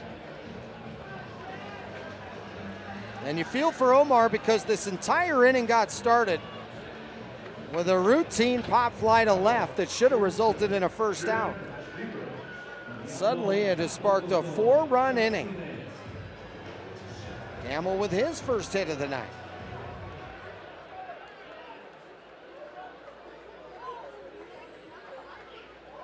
Stevens, first pitch swinging, comes up empty. No, back to Christian Moore. So he has that 3-run homer. Christian Moore at the AAA level is hitting .458 with runners in scoring position. Stevens fouls it back 0-2. For Chad Stevens, hit one hard, but was robbed by Mondu at first, struck out in the fourth.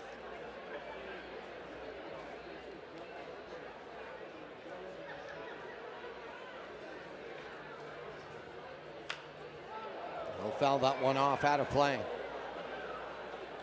Well, the Angels have a lot of great stories with young players making their way up. Stevens had his first call up to the bigs this year.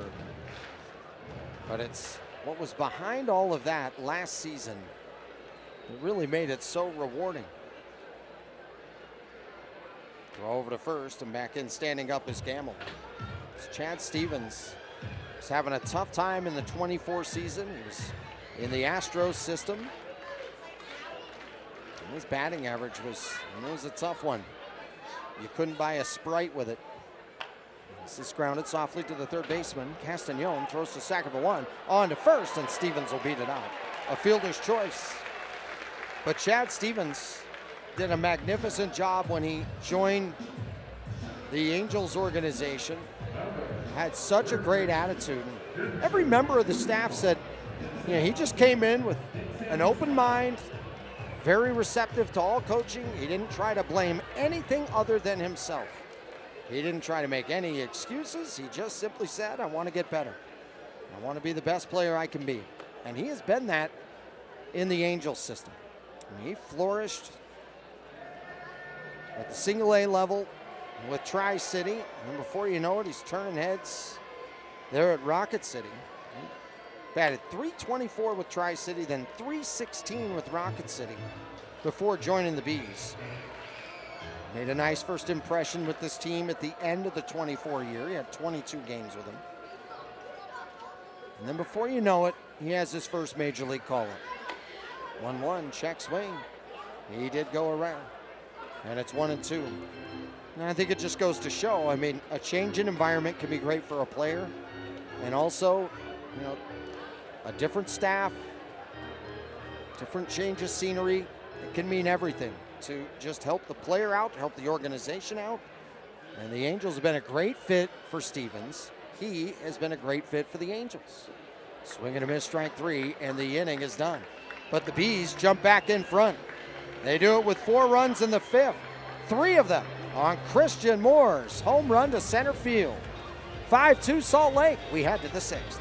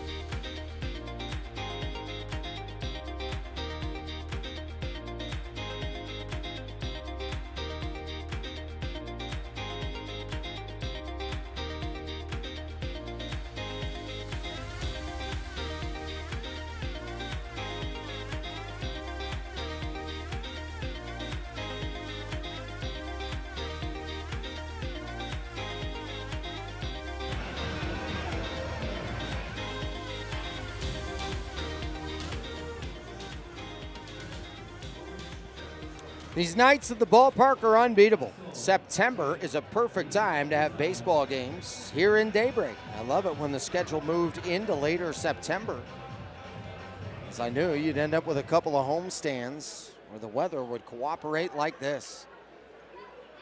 5-2 Salt Lake. Top of the 6th inning. Luis Campusano's 2 for 2 tonight, a pair of singles. Jack Dashwood out there for his 3rd inning of work. He allowed 2 runs back in the 4th. Worked around a 1-out single in the 5th. Campusano singled and scored against him back in that 4th inning. And for Campusano, 9 hits during this series.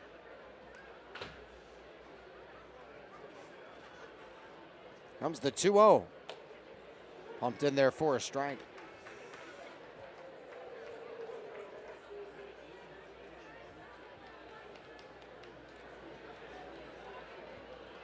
He batted .371 with the Chihuahuas last year.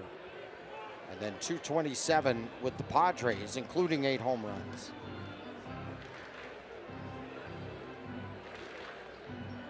The game he had against the Bees earlier this season was his 400th minor league game. Comes the 3-1. And he's reached base now for the 3rd time tonight. Well, earlier this week, the longtime president, GM of the Salt Lake Bees, Mark Amicone, at his official retirement night. Guy that played baseball at the University of Utah, was hired by Larry H. Miller to be the new GM of the new team when the Bees were brought back. And Mark Amicone, a wonderful career, especially in professional baseball in this state, but he also had a wonderful career in many sports in this state. And I can tell you from personal experience, it was an absolute honor to work for him. Looping liner out to right center. That's down for a hit by Nate Mondu. So he's hurt the Bees with a glove, also with the bat. That's his 2nd hit of the night. He's 2 for 3. Runners at 1st and 2nd, nobody out. It'll bring up Rodolfo Duran. But Mark Amicone epitomized what culture is all about. When they say it starts from the top down, that's what happened with Mark Amicone. His energy, his personality, his lighthearted humor to go with his leadership, his determination to have a world-class product, but also have a character-based organization that treated people like people. And he was that boss. There was no doubt. Everybody that worked for him knows what that experience was like. First pitch, a strike to Duran. And every place you go work, it might be known as an office or a studio. But when you worked for Mark Amicone, it was known as a clubhouse. And you felt that the moment you walked in. Duran softly grounds to the second baseman Moore. He'll get it, throw to first in time. Runners move up to 2nd and 3rd. So 1 out. And a wonderful on-field ceremony for him. Presenting him with the jersey. Many members of the Miller family. You see that face and that little smile right there? That's the look he would give after he gave you a unique nickname. Mine was Part-Time Parks. That's what he used to call me.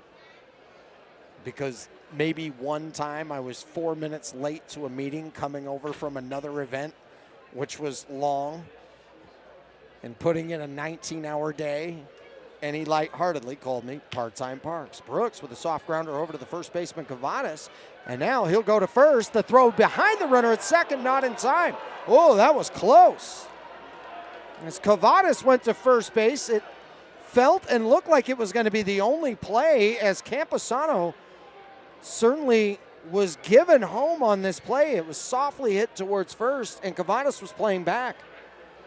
So Cavadas was just taking the out. Well, Campusano started towards home, then turned back around.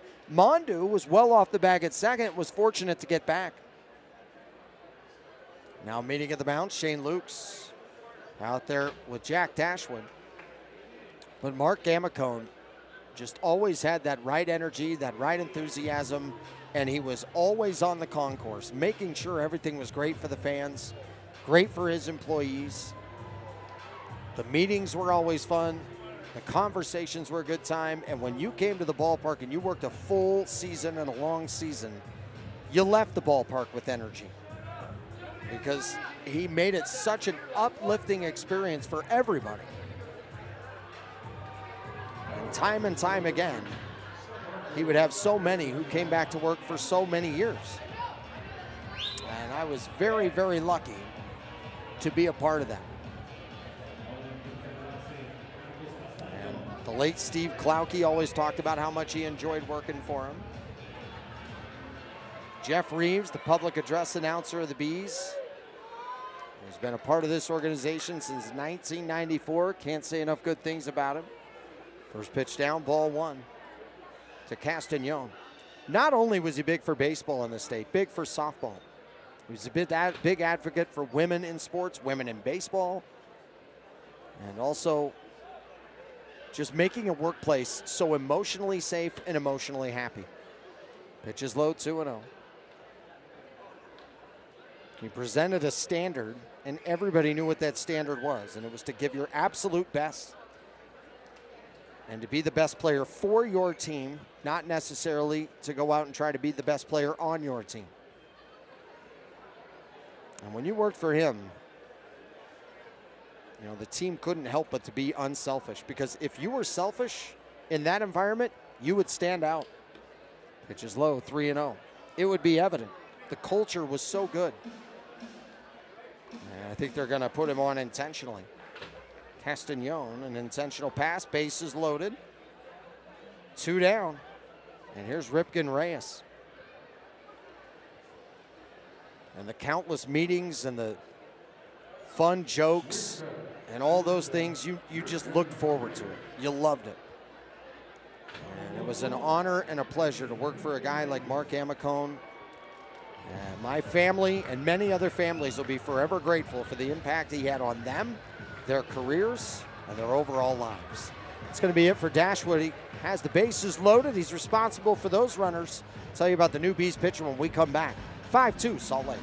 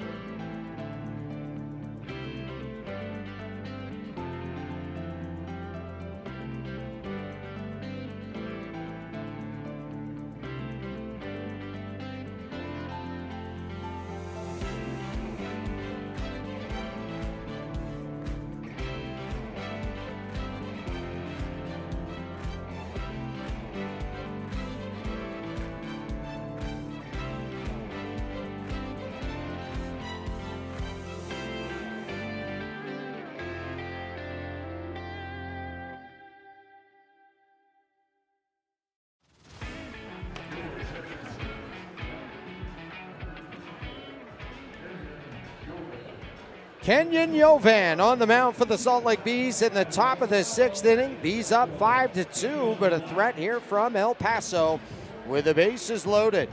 Yovan, who last pitched with the Bees back on August 5th against the Las Vegas Aviators. He had 10 games with Rocket City, 12 innings with them, 4 earned runs, an ERA of 3, opponents hitting .300 against him during that time. Here's Ripken Reyes.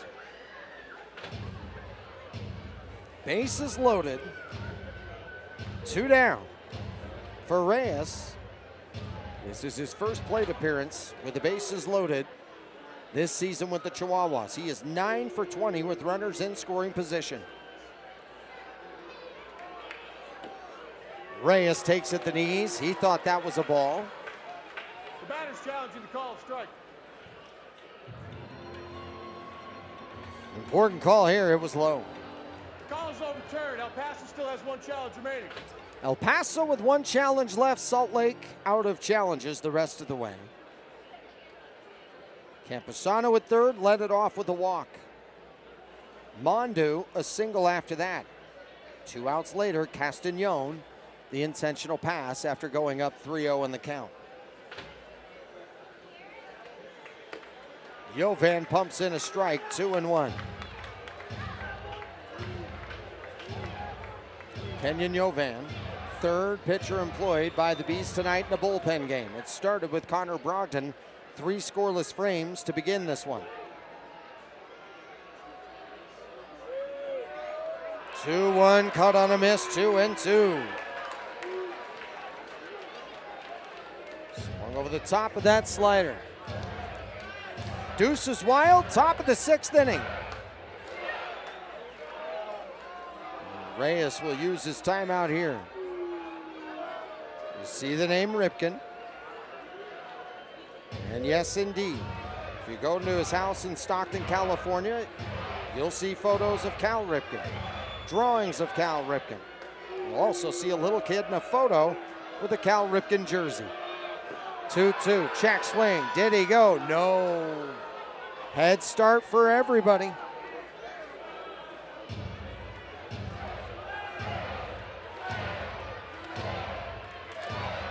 He certainly held up.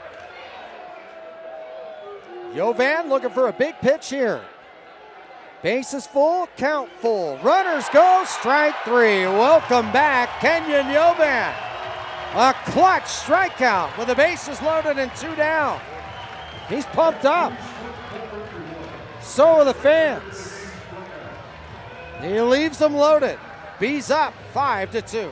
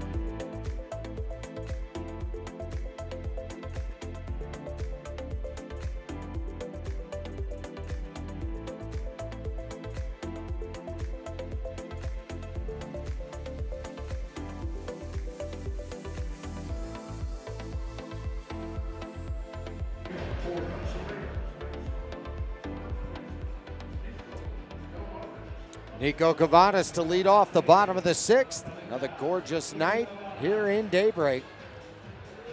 All those cooler temperatures feel great during these evenings.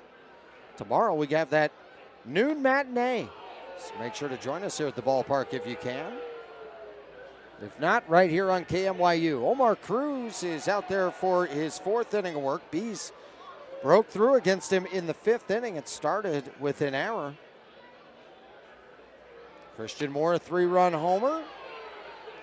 And to put the Bees up 5-2. That's the score right now. Well, Nico Cavadas is having to lean back and make some moves over there in the batter's box. Stay out of the way from being hit.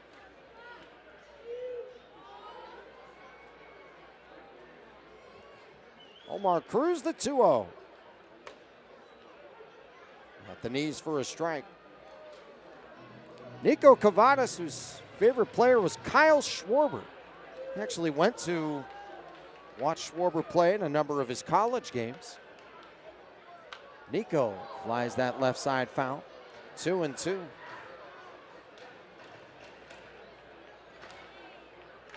And Nico, as I mentioned, went to a number of Notre Dame games, football, baseball. That was his dream, was to go play there. He's had the experience of living out that dream. He talked about how much he absolutely loved the area that he grew up in, the atmosphere and community. Pounding away 3-2. He actually grew up right next to the Eastern and Central time zone. He was Eastern time zone, but his girlfriend years ago lived in the Central Time Zone. So he said he always had to take that into account. It's like 10 minutes away from it. Cut on a miss, strike 3. Although he did say many times he showed up to an event early on accident, so that wasn't always a problem. 1 down, bottom of the 6th. That brings up Kevin Biggio. Well, Biggio had a key walk in the 2nd inning that set up the first run of the ball game, and then took part in an interesting moment in the 5th where he hit a fly ball to left, looked like a routine out, and it was dropped by Brooks out there in left field. Biggio did a great job hustling out of the box. He would get to second, and he would come around to score on the Tucker Flint RBI single to tie it up at 2. Biggio puts a charge into this one to right. The ballpark will hold on to this one. LaCastro with plenty of room makes the catch for out number 2. And a quick 2 up, 2 down. Here's Sebastian Rivero, 1 for 2 tonight with an RBI single. Well, Friday nights at this ballpark, they're known as Far Better Fridays. Ice cream, you scream, we all scream for Far's Ice Cream. So treat in the ballpark.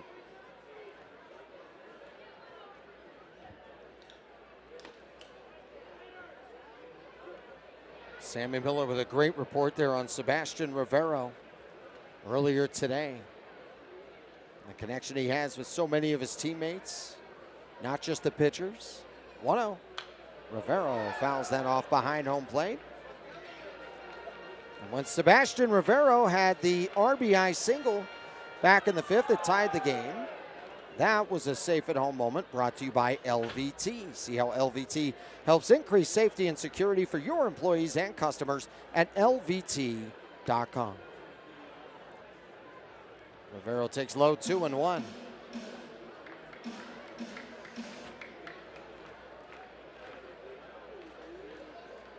Cruz took over in the 3rd. Here he is in the 6th as this is popped up behind home plate and out of play.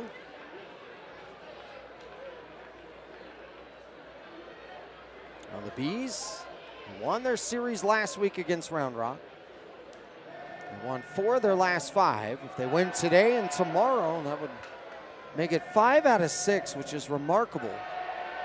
When you think about how long this team went without winning a 6-game series against a PCL team, it was over a calendar year. 2-2. Rivero flies to center field. Coming on is Ornelas. And Cruz retired the side in order in the 3rd, the 4th, and the 6th. The Bees scored 4 on him in the 5th, and that's why they're up 5-2.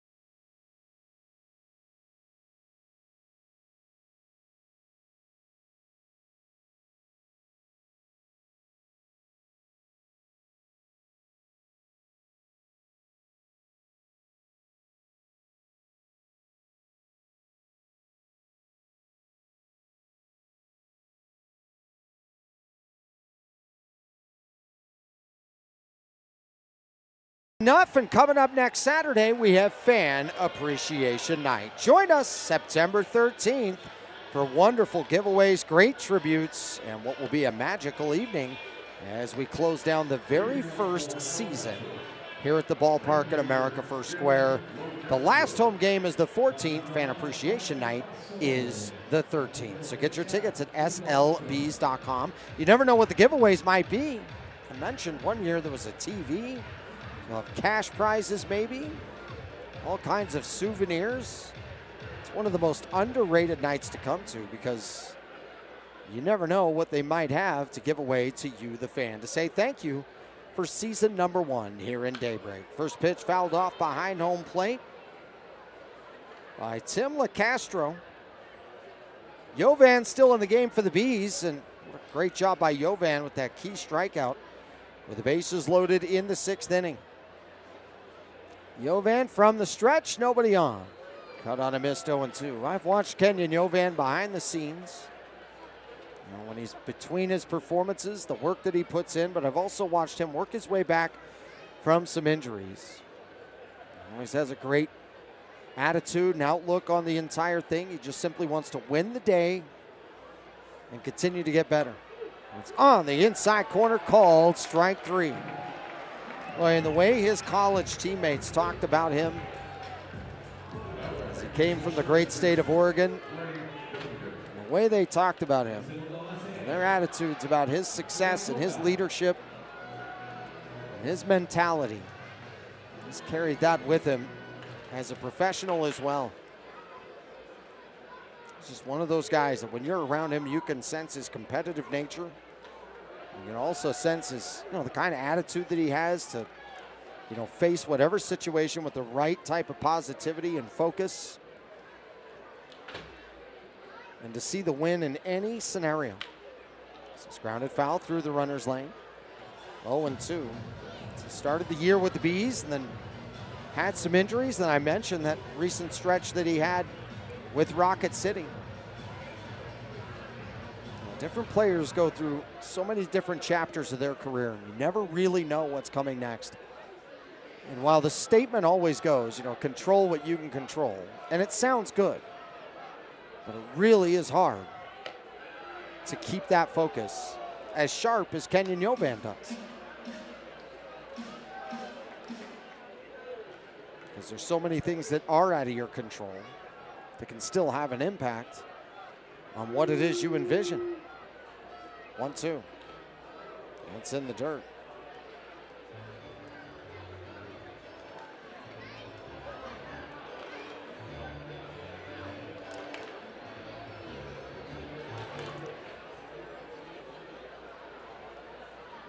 Two-two the count, 5-2 the score. Bees in the lead.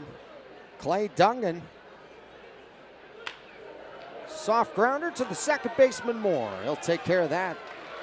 2 up, 2 down.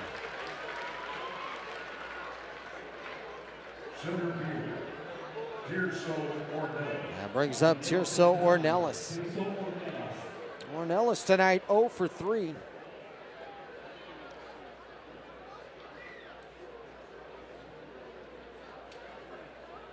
Camposano on deck. Bees up 5-2. That first pitch down for ball 1. Boy, Ornelas has had a stellar season, but this week just 3 for 17. It does include a double and a home run. Don't ever be fooled by whatever a recent stat might say about this guy. He can heat up in a hurry.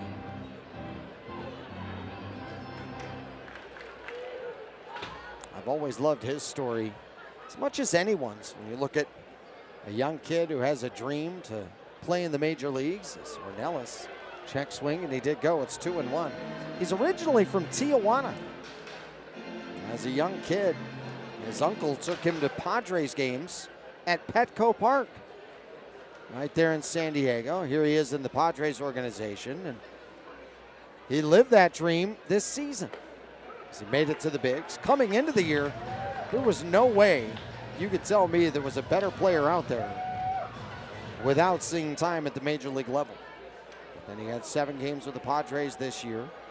He was the Padres minor league player of the year last season. Softly bounces it foul off the facing of the Bees dugout. stays alive 2-2. The top outfield prospect in the organization. Had some great games against the Bees last year and 50 extra base hits last season, and this year he has 64. Or excuse me, make it 28, but he has 44 runs batted in. Swing and a miss. Strike 3, the inning's done. Kenyon Yovan looks outstanding. Takes down the 7th inning in order. They're stretching here at the ballpark at America First Square. Bees up 5-2.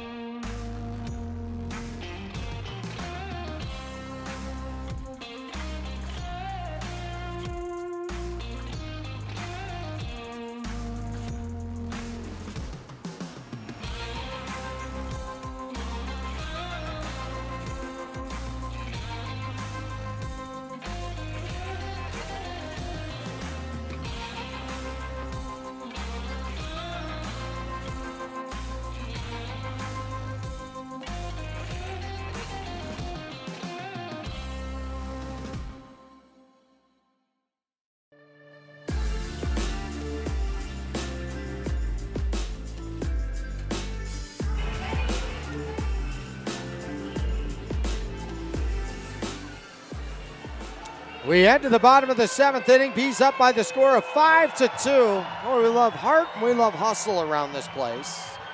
Nobody has more of that than Cody Sagers. Look at him hustle his way into position for the report with Sammy Miller earlier tonight. Look, with the camera coming all the way down from right field into the camera well, set up for the shot, and delivered.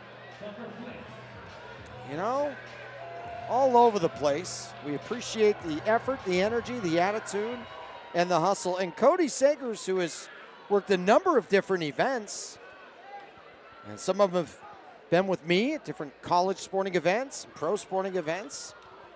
And each time you work with him, he represents that type of effort right there. Here's Jake Higginbotham, third pitcher employed tonight by El Paso. And also, what you saw there from Cody Sagers, that's what you see behind the scenes from so many on our crew. Everybody who just brings a passion and a desire to want to be the very best that they can.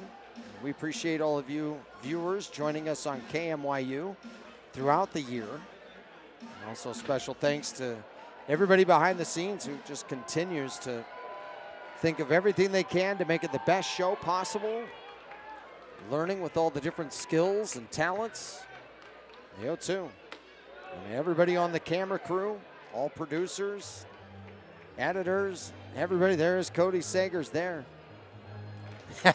Whether it's cold weather or whether he's out there in the extreme heat.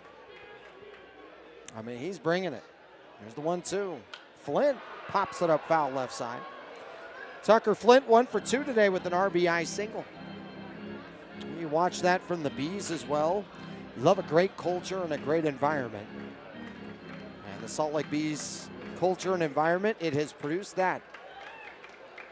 You do what it takes to be the very best you can all the time. Here's the 1-2. Flint swings and misses, strike 3. One down in the bottom of the 7th. And back to the top of the order, Nelson Rada. He's 1 for 3 so far on the night. Well, we remind you, Bees Baseball is brought to you by Holiday Oil. Make sure to fuel up your car at Holiday Oil. While you're there, check out the latest with snacks, treats, and drinks that are available for you there, because everyone loves a holiday. Rada takes high, ball 1. Rada an infield single back in the 5th inning. So it was a 4-run fifth for Salt Lake. They have a 5-2 lead. You're in the bottom of the 7th.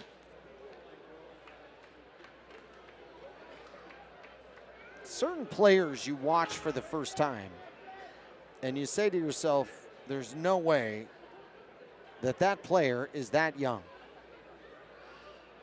I remember thinking that with Alex Rodriguez many moons ago. He was playing with Tacoma back at what was Franklin Quest Field. A guy that was in the lineup with him was Mike Humphreys, by the way, the father of Zach Humphreys, current member of the Bees. Foul tipped into the glove. I remember thinking that with a kid named Albert Pujols. And I absolutely thought the same thing with Nelson Rada. Now, I don't know if he's going to have that kind of a career. We'll see, but Rada fouls it off left side. But when you watch Nelson Rada, nothing tells you he's the youngest player in this league. If you just watched him and had no idea he was the youngest player in AAA, it would be tough to convince you of that. Everything about the way he carries himself, his baseball IQ. And I've mentioned this before. Manager Keith Johnson, I had a great conversation with him once about Nelson, and he said, you know, there's just certain players that you look at their chronological age and then you look at their baseball age, and there can be a gap there sometimes. Sometimes it goes the wrong way. You hate that. But sometimes it goes the right way like this, where the gap is into the favor of a young player in Rada who overall is well beyond his years. Swings over the top of that slider for strike 3. Back-to-back strikeouts here for Higginbotham. And the night is done for Omar Cruz. His final line tonight. As Cruz went 4 innings, 4 hits, 4 runs, 3 of them earned, struck out 7. 3 of the 4 innings he pitched, he retired the side in order. Christian Moore had a 3-run homer back in the 5th. That was a big one, as it gave the Bees this 3-run lead.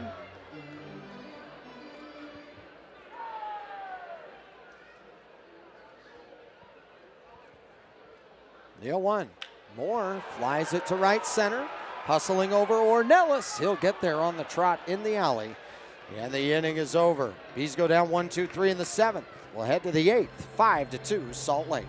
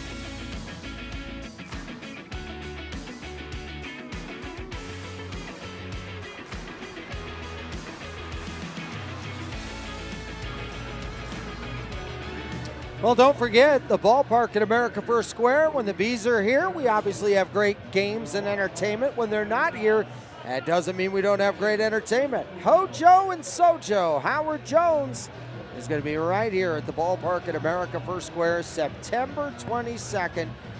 Also with Haircut 100 and Richard Blade. Make sure to be here for a fabulous show. Sing along to the classic songs throughout the evening. Definitely going to get your money's worth for that one, especially with the kind of show they're going to put on right here at the ballpark at America First Square. First pitch swinging, ground ball over to third. Up with it is Guzman. The toss across is in time. Camposano retired for the first time tonight. And Kenyon Yovan has retired all 5 that he has faced. Well, I mentioned with the Hojo and Sojo concert coming up, they also have premium seats right there up against the stage. They are available. A number of affordable tickets in there as well, so make sure to get ready for that concert. Go to theballpark at afs.com and celebrate 40 years of Dream into action. Nate Mondu, 2 for 3 tonight, a pair of singles. B's up 5-2 in this top of the 8th. It was great to see Yovan out there, even better to see him look like this. And I think, home plate umpire Louis Krupa took a shot. Appears to be okay. Counts 1-1.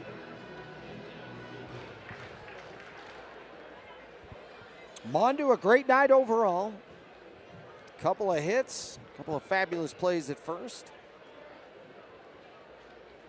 The count is 2-1. We also have the Home Run Derby X Finals, September 19th and 20th. So you're going to have the Home Run Derby X Finals, the 19th and 20th coming up. That'll be right here. And then you have that concert on the 22nd. A chalk roller over to first. Cavadas takes it to the bag in time. 2 up, 2 down. Oh, Nico had to hover that line as that ball just stayed along the chalk and bounced over the bag. Takes it 7 steps over to the bag. 2 up, 2 down. And Yovan is in some kind of groove here. Rodolfo Duran, 1 for 3 tonight. 5-2 Salt Lake. And Duran swings and misses. Well, tonight for the Bees, Connor Brogdon, 3 innings of work. Gave up just 2 hits, struck out 3, walked 1, 3 scoreless innings.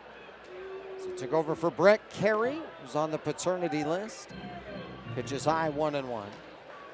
Jack Dashwood, 2 2/3, gave up 6 hits, 2 runs. Those are the only 2 that have been scored by El Paso tonight. The 1-1. Check swing down, it's 2 balls and a strike. Many times you get a bullpen game and you're not quite sure what to expect, but with the way this bullpen has been pitching, you know you're in for a pretty reliable night compared to most bullpen games that you think you'll be facing. Swing and a miss, it's 2-2. Salt Lake's bullpen over the previous 3 nights did not allow an earned run. They gave up just 2 total runs in their 19 innings against Round Rock last week. Kenyon Yovan, this is lined into center field. Coming on is Rada. He'll have to play it on a bounce. And Rodolfo Duran is the first hitter to reach against Kenyon Yovan tonight. Yovan retired 6 in a row. And the one thing you love about this bullpen, they've been exceptional at minimizing damage. Exceptional at being so consistent. Earlier in the year, the Bees led the league with the highest number of games, allowing 10 or more runs. Here comes the first pitch to Brooks. In there for a strike, 0-1. Then, they were also the leader in games giving up 10 or more runs and quality starts at the same time. Now they've continued to surge in the area of quality starts, combined with a dominant bullpen. Squaring to bunt, bunts it right back to Yovan. Bare hand, rips to first, in time, inning over. Kenyon Yovan pitches a scoreless 8th, after pitching a scoreless 7th, and after getting him out of a jam in the 6th. We go to the bottom of the 8th inning. Bees up 5-2.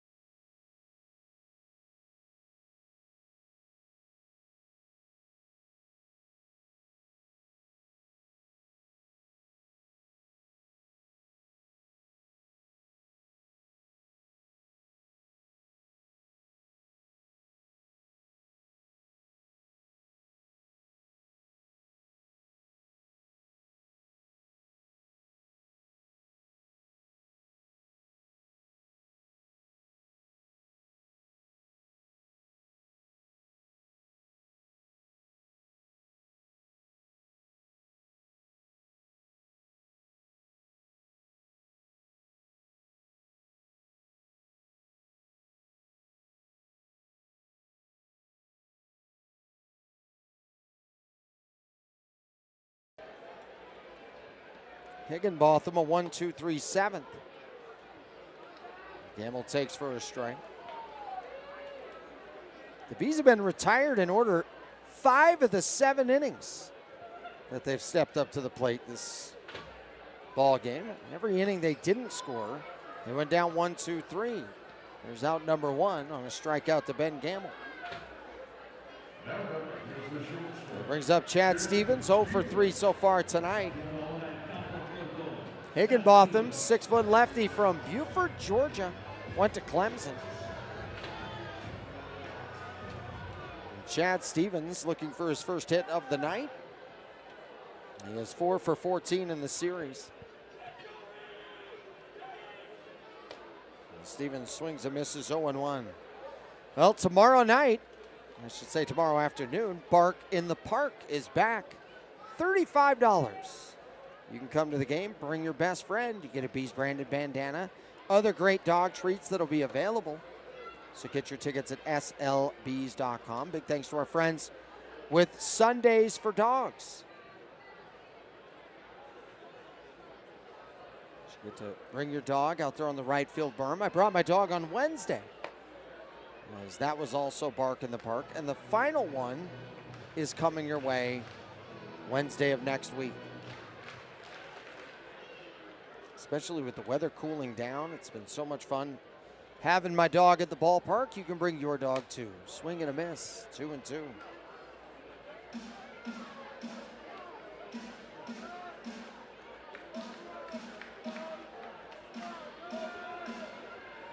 He's looking for even more insurance. Up 3 runs right now, but you always take more runs if you can find them.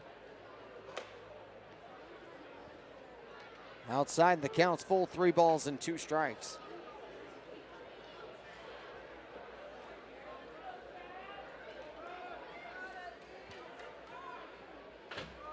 Count full, bases empty. Stevens swings and misses, strike 3, back-to-back punch-outs to start the 8th. And Higginbotham has struck out 4 out of the 5 hitters that he has faced. That is strikeout number 13 on the night for the Chihuahuas. Well, these two teams overall have been great in this bullpen game.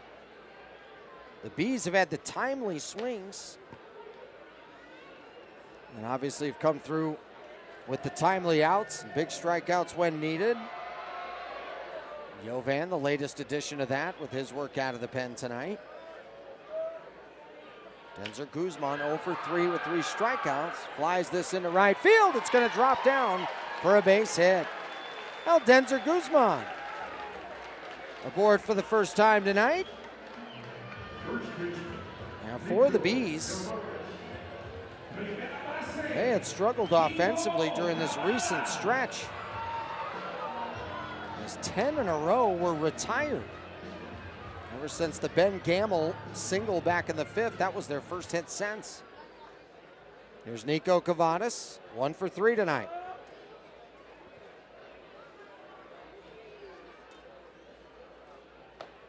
Check swing for Nico, is in the zone anyway, 0-1.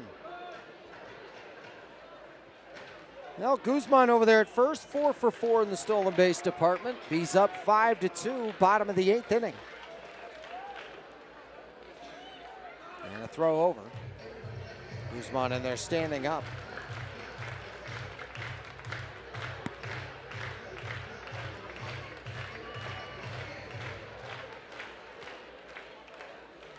Infield tilted to the right. The third baseman Castagnon playing more around the shortstop area. Cavada started after it, held up. Did he go? He did not. 1 ball and 1 strike.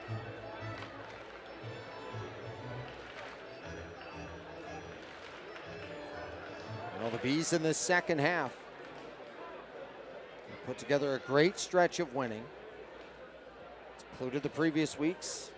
They're hoping to win this series. The winner of tonight's game clinches at least a split. They get the chance to go for the series win tomorrow.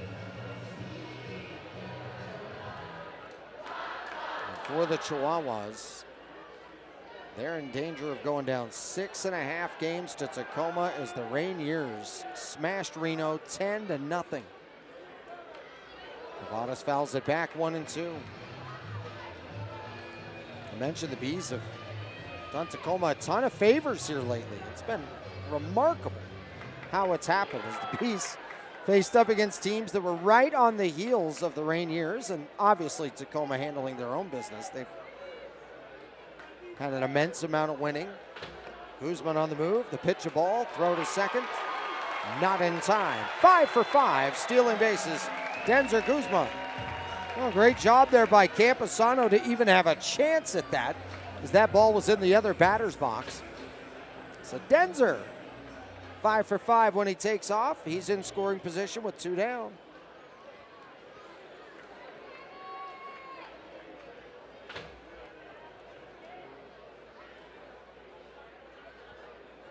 Here comes the 2-2 from Higginbotham to Nico Cavadas.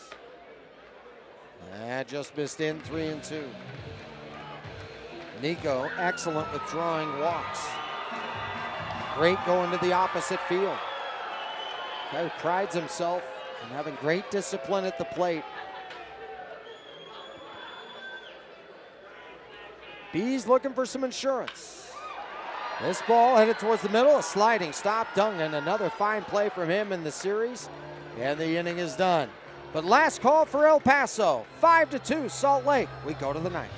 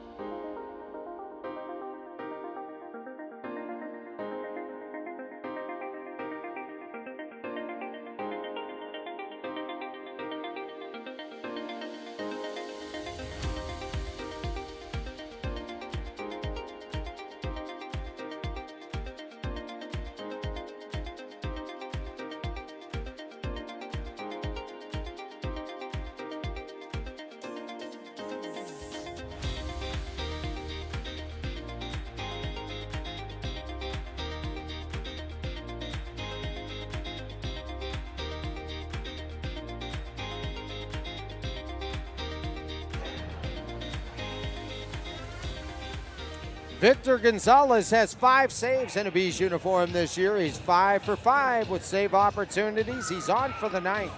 Bees up 5-2. Marcos Castañon, Ripken Reyes, and Tim LaCastro, 8, 9, and 1 hitters due up.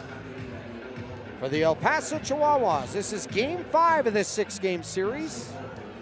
Make sure to join us tomorrow for a Safe in the Sunday, brought to you by University of Utah Health, the official care provider for the Salt Lake Bees and you. They want you to be safe in the sun. So come on over to the ballpark, stop by, see them at their booth, and get the free sunscreen, hats, sunglasses, and more. They want you to enjoy the game and stay protected, stay cool, stay safe all game long and all summer with the University of Utah Health. Castañon takes low, ball 1. He had the 2-run double in the 4th inning. And one of the most underrated plays of this ball game was the relay from Rada to Stevens to Rivero to gun down what would have been a 3rd run on that play, a very important out. As it made it a 2-1 deficit, Bees were down. They scored 4 unanswered since then. El Paso has not scored since that 2-run double back in the 4th by Castañon.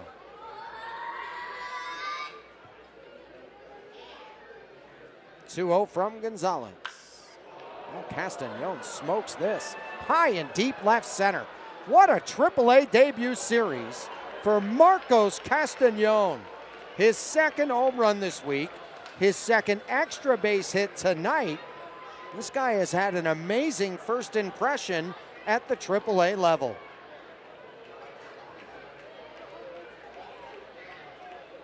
Well, you heard the reaction from the crowd right when the ball hit that bat. You knew it was not coming back. Boy, he hit that ball a ton. And so now, a pinch hitter here at this moment is on for the El Paso Chihuahuas, Jonathan Perlaza. So Perlaza batting for Reyes. 5-3, Bees lead. Top of the ninth inning. And Perlaza 0 for 5 last night.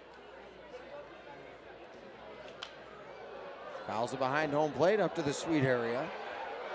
0-1. The fans are disappointed in one of their teammates not making the play on that foul ball. So Reyes, his night is done. He was 0 for 3. 5-3, Salt Lake. Nobody out. Top of the ninth. Perlaza rockets one through the left side. A base hit. Boy, a laser off the bat of Perlaza. So Jonathan Perlaza, ninth inning single. The tying run is going to come to the plate. It's Tim LaCastro. When a night has been this frustrating offensively, the only thing you want at the end of the night is a chance. And El Paso has a chance. Tying run at the plate, 5-3 ball game. LaCastro 1 for 4 with a stolen base. Squares to bunt. Yes, he did, as he was pushing at it. It looked like he was going to try to push that up the first base side. That vacant area that would be beyond the pitcher Gonzalez, and then with Moore having so far to go over.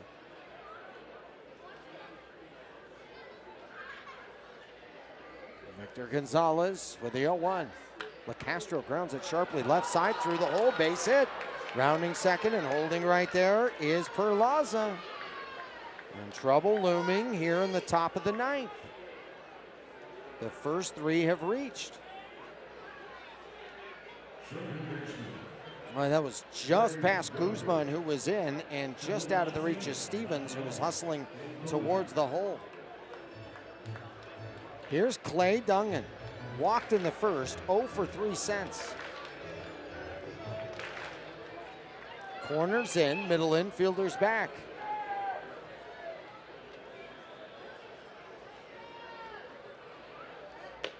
Dungan squares to bunt, takes ball 1. The Bees out of challenges, by the way.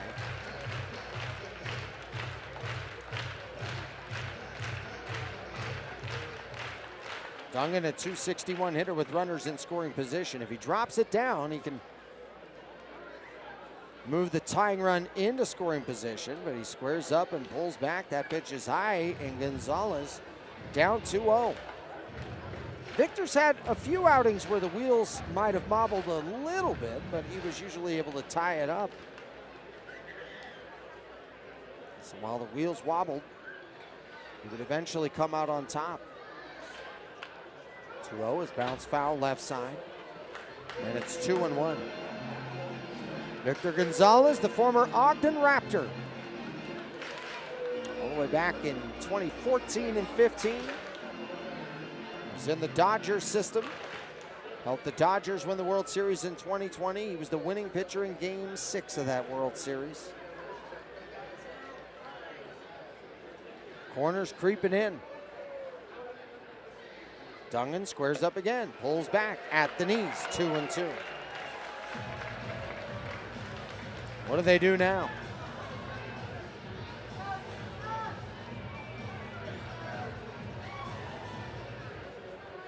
Corners for the Bees stay in. Swinging away, and it's down and away.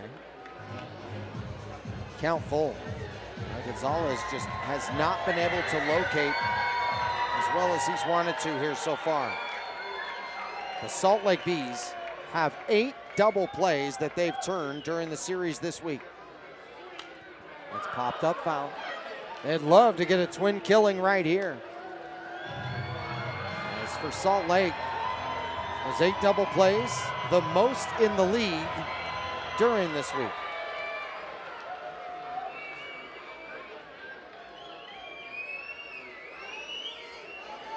Full count, and now the bases are full. Time is called by Rivero. A meeting at the mound. The first 4 have reached in the 9th inning. A solo homer, Castañon. Perlaza and LaCastro singled. Dungan was trying to lay down a bunt, and Gonzalez walked him. And now you move to the part of the order. You're dealing with some tough customers here. Tirso Ornelas is up to bat. Campusano is on deck, and Nate Mondu is in the hole. Tirso Ornelas, with the bases loaded, is 2 for 10. So far tonight, he's 0 for 4. And just 3 for 18 in this series, but that does include a double and a home run. Trouble in the 9th. Bees up 5-3. Bases loaded. First pitch inside, ball 1. Victor Gonzalez trying to straighten some things out here in this 9th.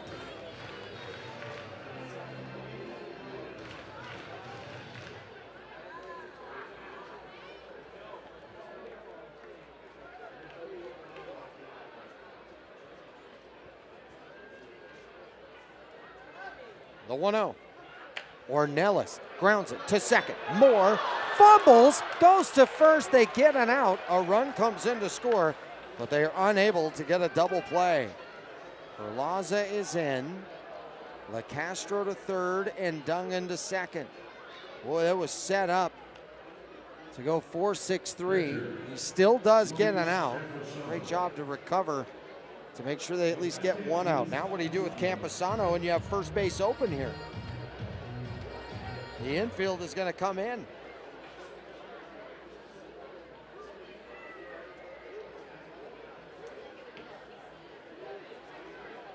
Campusano takes low, ball 1. And Luis Campusano has reached base 3 times tonight. 2 singles, a walk, and a run scored. Flies it high in the air. Center field coming in, Rada. Tagging at third right now, LaCastro. Rada catches. LaCastro comes home. Throw to the plate. Head first slide, safe. And we are tied at 5 in the top of the 9th inning. Sack 8 and an RBI for Luis Campusano, as he continues to have an outstanding series. And the Chihuahuas with a great 9th inning rally. It'll bring up Nick Mondu. And for Nate tonight, 2 for 4.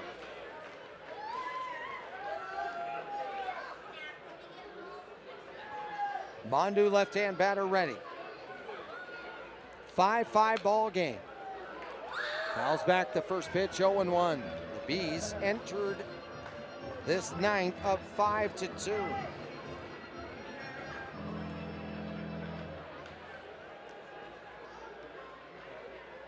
Castañon hit a homer. Campusano stepped up and tied it. Mondu trying to give his team the lead as the pitch is outside. 1-1.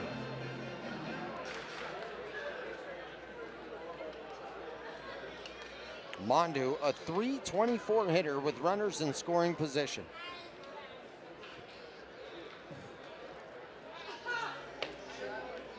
Just missed. 2-1.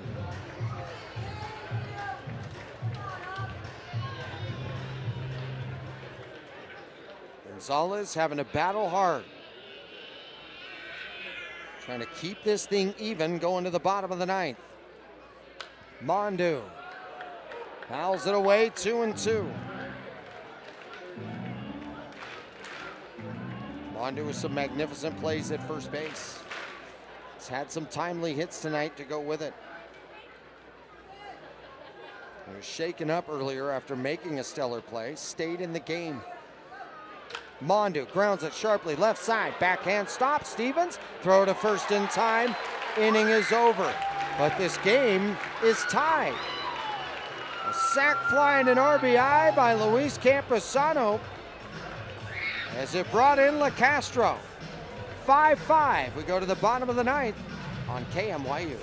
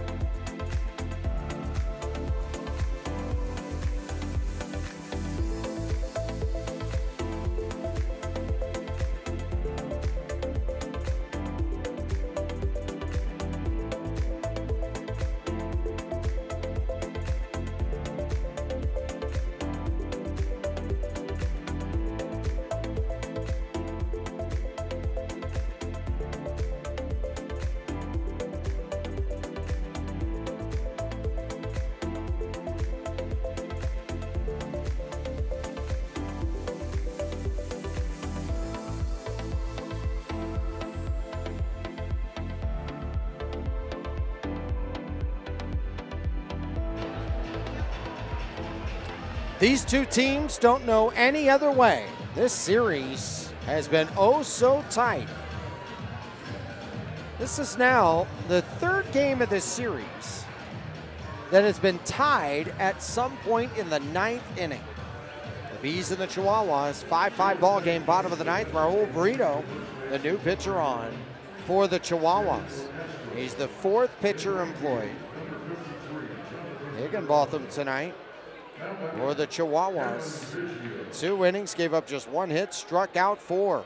Kevin Biggio leads off the ninth. The bouncer down the left field side, and it's go down the line for a hit. Here comes Biggio on his way for second. He'll get there. Double.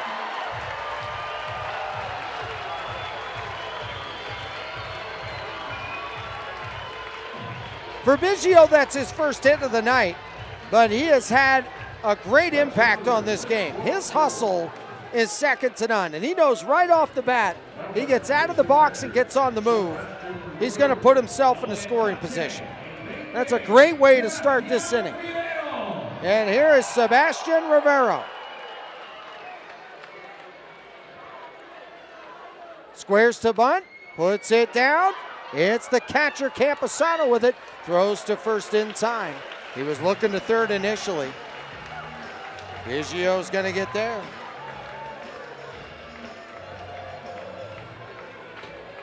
And the winning run 90 feet away.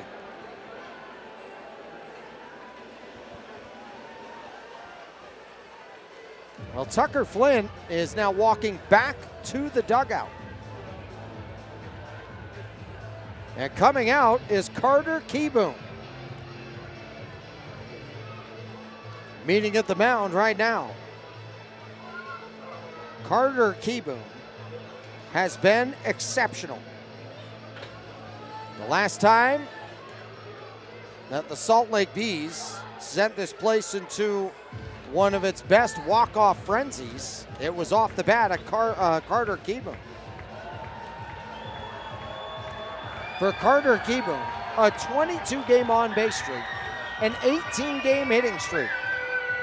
This guy has been on fire.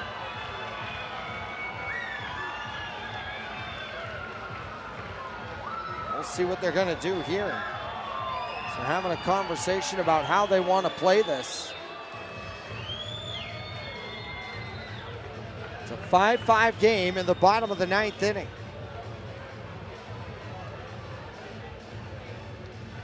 Carter Kieboom, so far in this series, 6 for 18, 2 doubles, 3 runs batted in.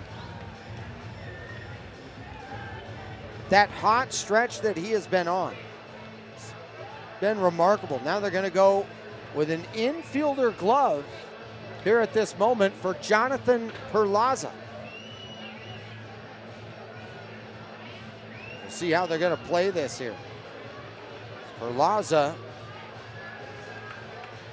who came in, and he's now officially the right fielder.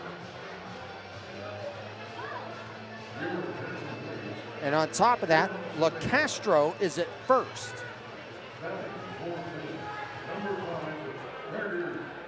Here is Kieboom. 5 infielders, 3 on the left, 2 on the right. Kieboom, a chance to win it. Here in the bottom of the 9th. Infield in. First pitch low, ball 1. Kieboom started the season red hot. Cooled down, had to fight some injuries, worked his way back, and he's hot once again. It's low, 2-0. Since the 4th of July, Kieboom has batted .394.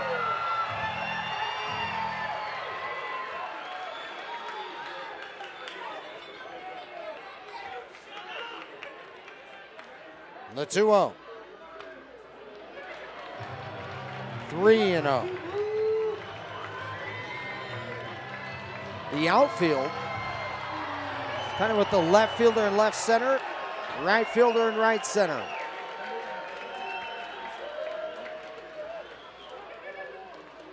Green light, up the middle, Mr. Saturday Night Special, Carter Kieboom walks it off in the bottom of the 9th.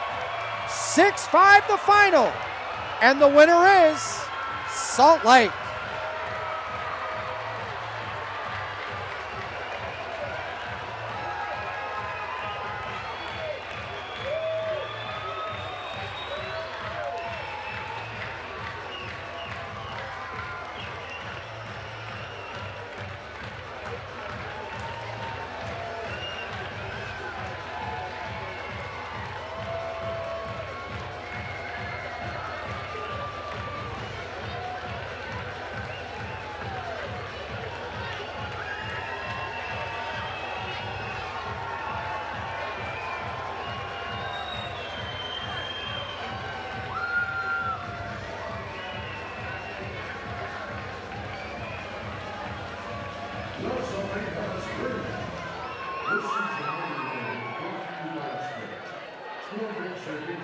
The Salt Lake Bees had the lead go away in the top of the 9th. They walked it off in the bottom of the 9th. Tonight, they clinch a split of this series. Tomorrow, they go for the series victory. Downstairs right now, we head on down to Sammy Miller. Thank you.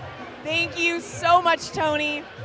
Thank you so much, Tony. I'm here with Carter Kieboom. Carter, one walk-off this season wasn't enough for you. What was going on in your mind as you were up to plate? I just took some swings in the cage, and I knew he had a good fastball. I haven't had a ton of success off him all week, and I got into a good hitter's count, and he gave me another fastball. So I said, I'm pitch hitting, I might as well swing. So that's what I did. You said it. Pinch hit in the bottom of the 9th, tied ball game. How incredible does it really mean to you that you come through for your team in truly the biggest of moments in this series? That's what it's all about. The last month we've all kind of had to stay ready, and you never know when you're going to get in that bat. And I saw kind of how the inning was unfolding last inning, and I went to the cage, got some swings, and that's what it's about. So you just get a good pitch and hope you can come out on top with it. And what about you makes you come alive in those big moments? I know you're a veteran out there, so do you rely on your experience prior? I don't know. I just, like I said, I've had a lot of situations like this, and sometimes you get off speed, sometimes you get fastballs, and I think he was coming at me pretty aggressive there. When he went 2-0 fastball, I figured 3-0 he'd probably throw another one again. they brought 4 or 5 infielders in, so they're throwing everything down. I figured they wanted a ground ball, and I think a heater down, a sinker down is a good ground ball pitch, and I was fortunate enough just to get one up enough in the strike zone to get. Absolutely incredible. And tonight was a battle of the bullpens, and yours definitely came out on top. So what impressed you the most about your guys putting together a masterpiece? We're slim back there, so it's these guys are throwing a lot of innings right now, and for them to come out and throw 2, 3, 4 innings a piece, and just to be able to kind of shut it down and keep us in the ball game is huge. So, tomorrow I think we'll have a similar situation where we got a lot of bullpen arms going, and it's going to be a kind of a scratch and claw kind of day tomorrow as well. And speaking of tomorrow, you all can clinch 3 straight series victories. What are the keys to get the job done? I think the same thing we did tonight. Swing the bat well, have our big hits, and keep pitching well. I think we just keep putting up, zeros or minimal runs on defense, and score a few runs on offense, we'll win. Thank you so much. Go celebrate the guys, Carter. Thanks, Sammy. Thank you, Sammy. Great work as always. Congratulations, Carter Kieboom, and congratulations to the Salt Lake Bees. The way they get this done time and time again, it is so impressive. 3-0 pitch, green light, ripped it back through the middle as they had 5 infielders out there. Kevin Biggio, who comes in with a winning run after that leadoff double. The celebration was on, and for so many good reasons. This team has been an outstanding story this year, and Kieboom has been an outstanding story.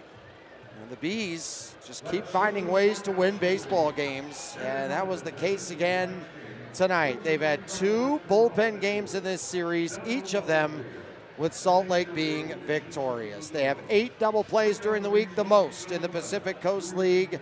They have been clutch, they have been tough, they have been together. The bullpen has been a big strength for them, and on a bullpen night, they came through a big defensive play that happened all the way back in the 4th inning. They would go up 5-2 on the 3-run home run from Christian Moore.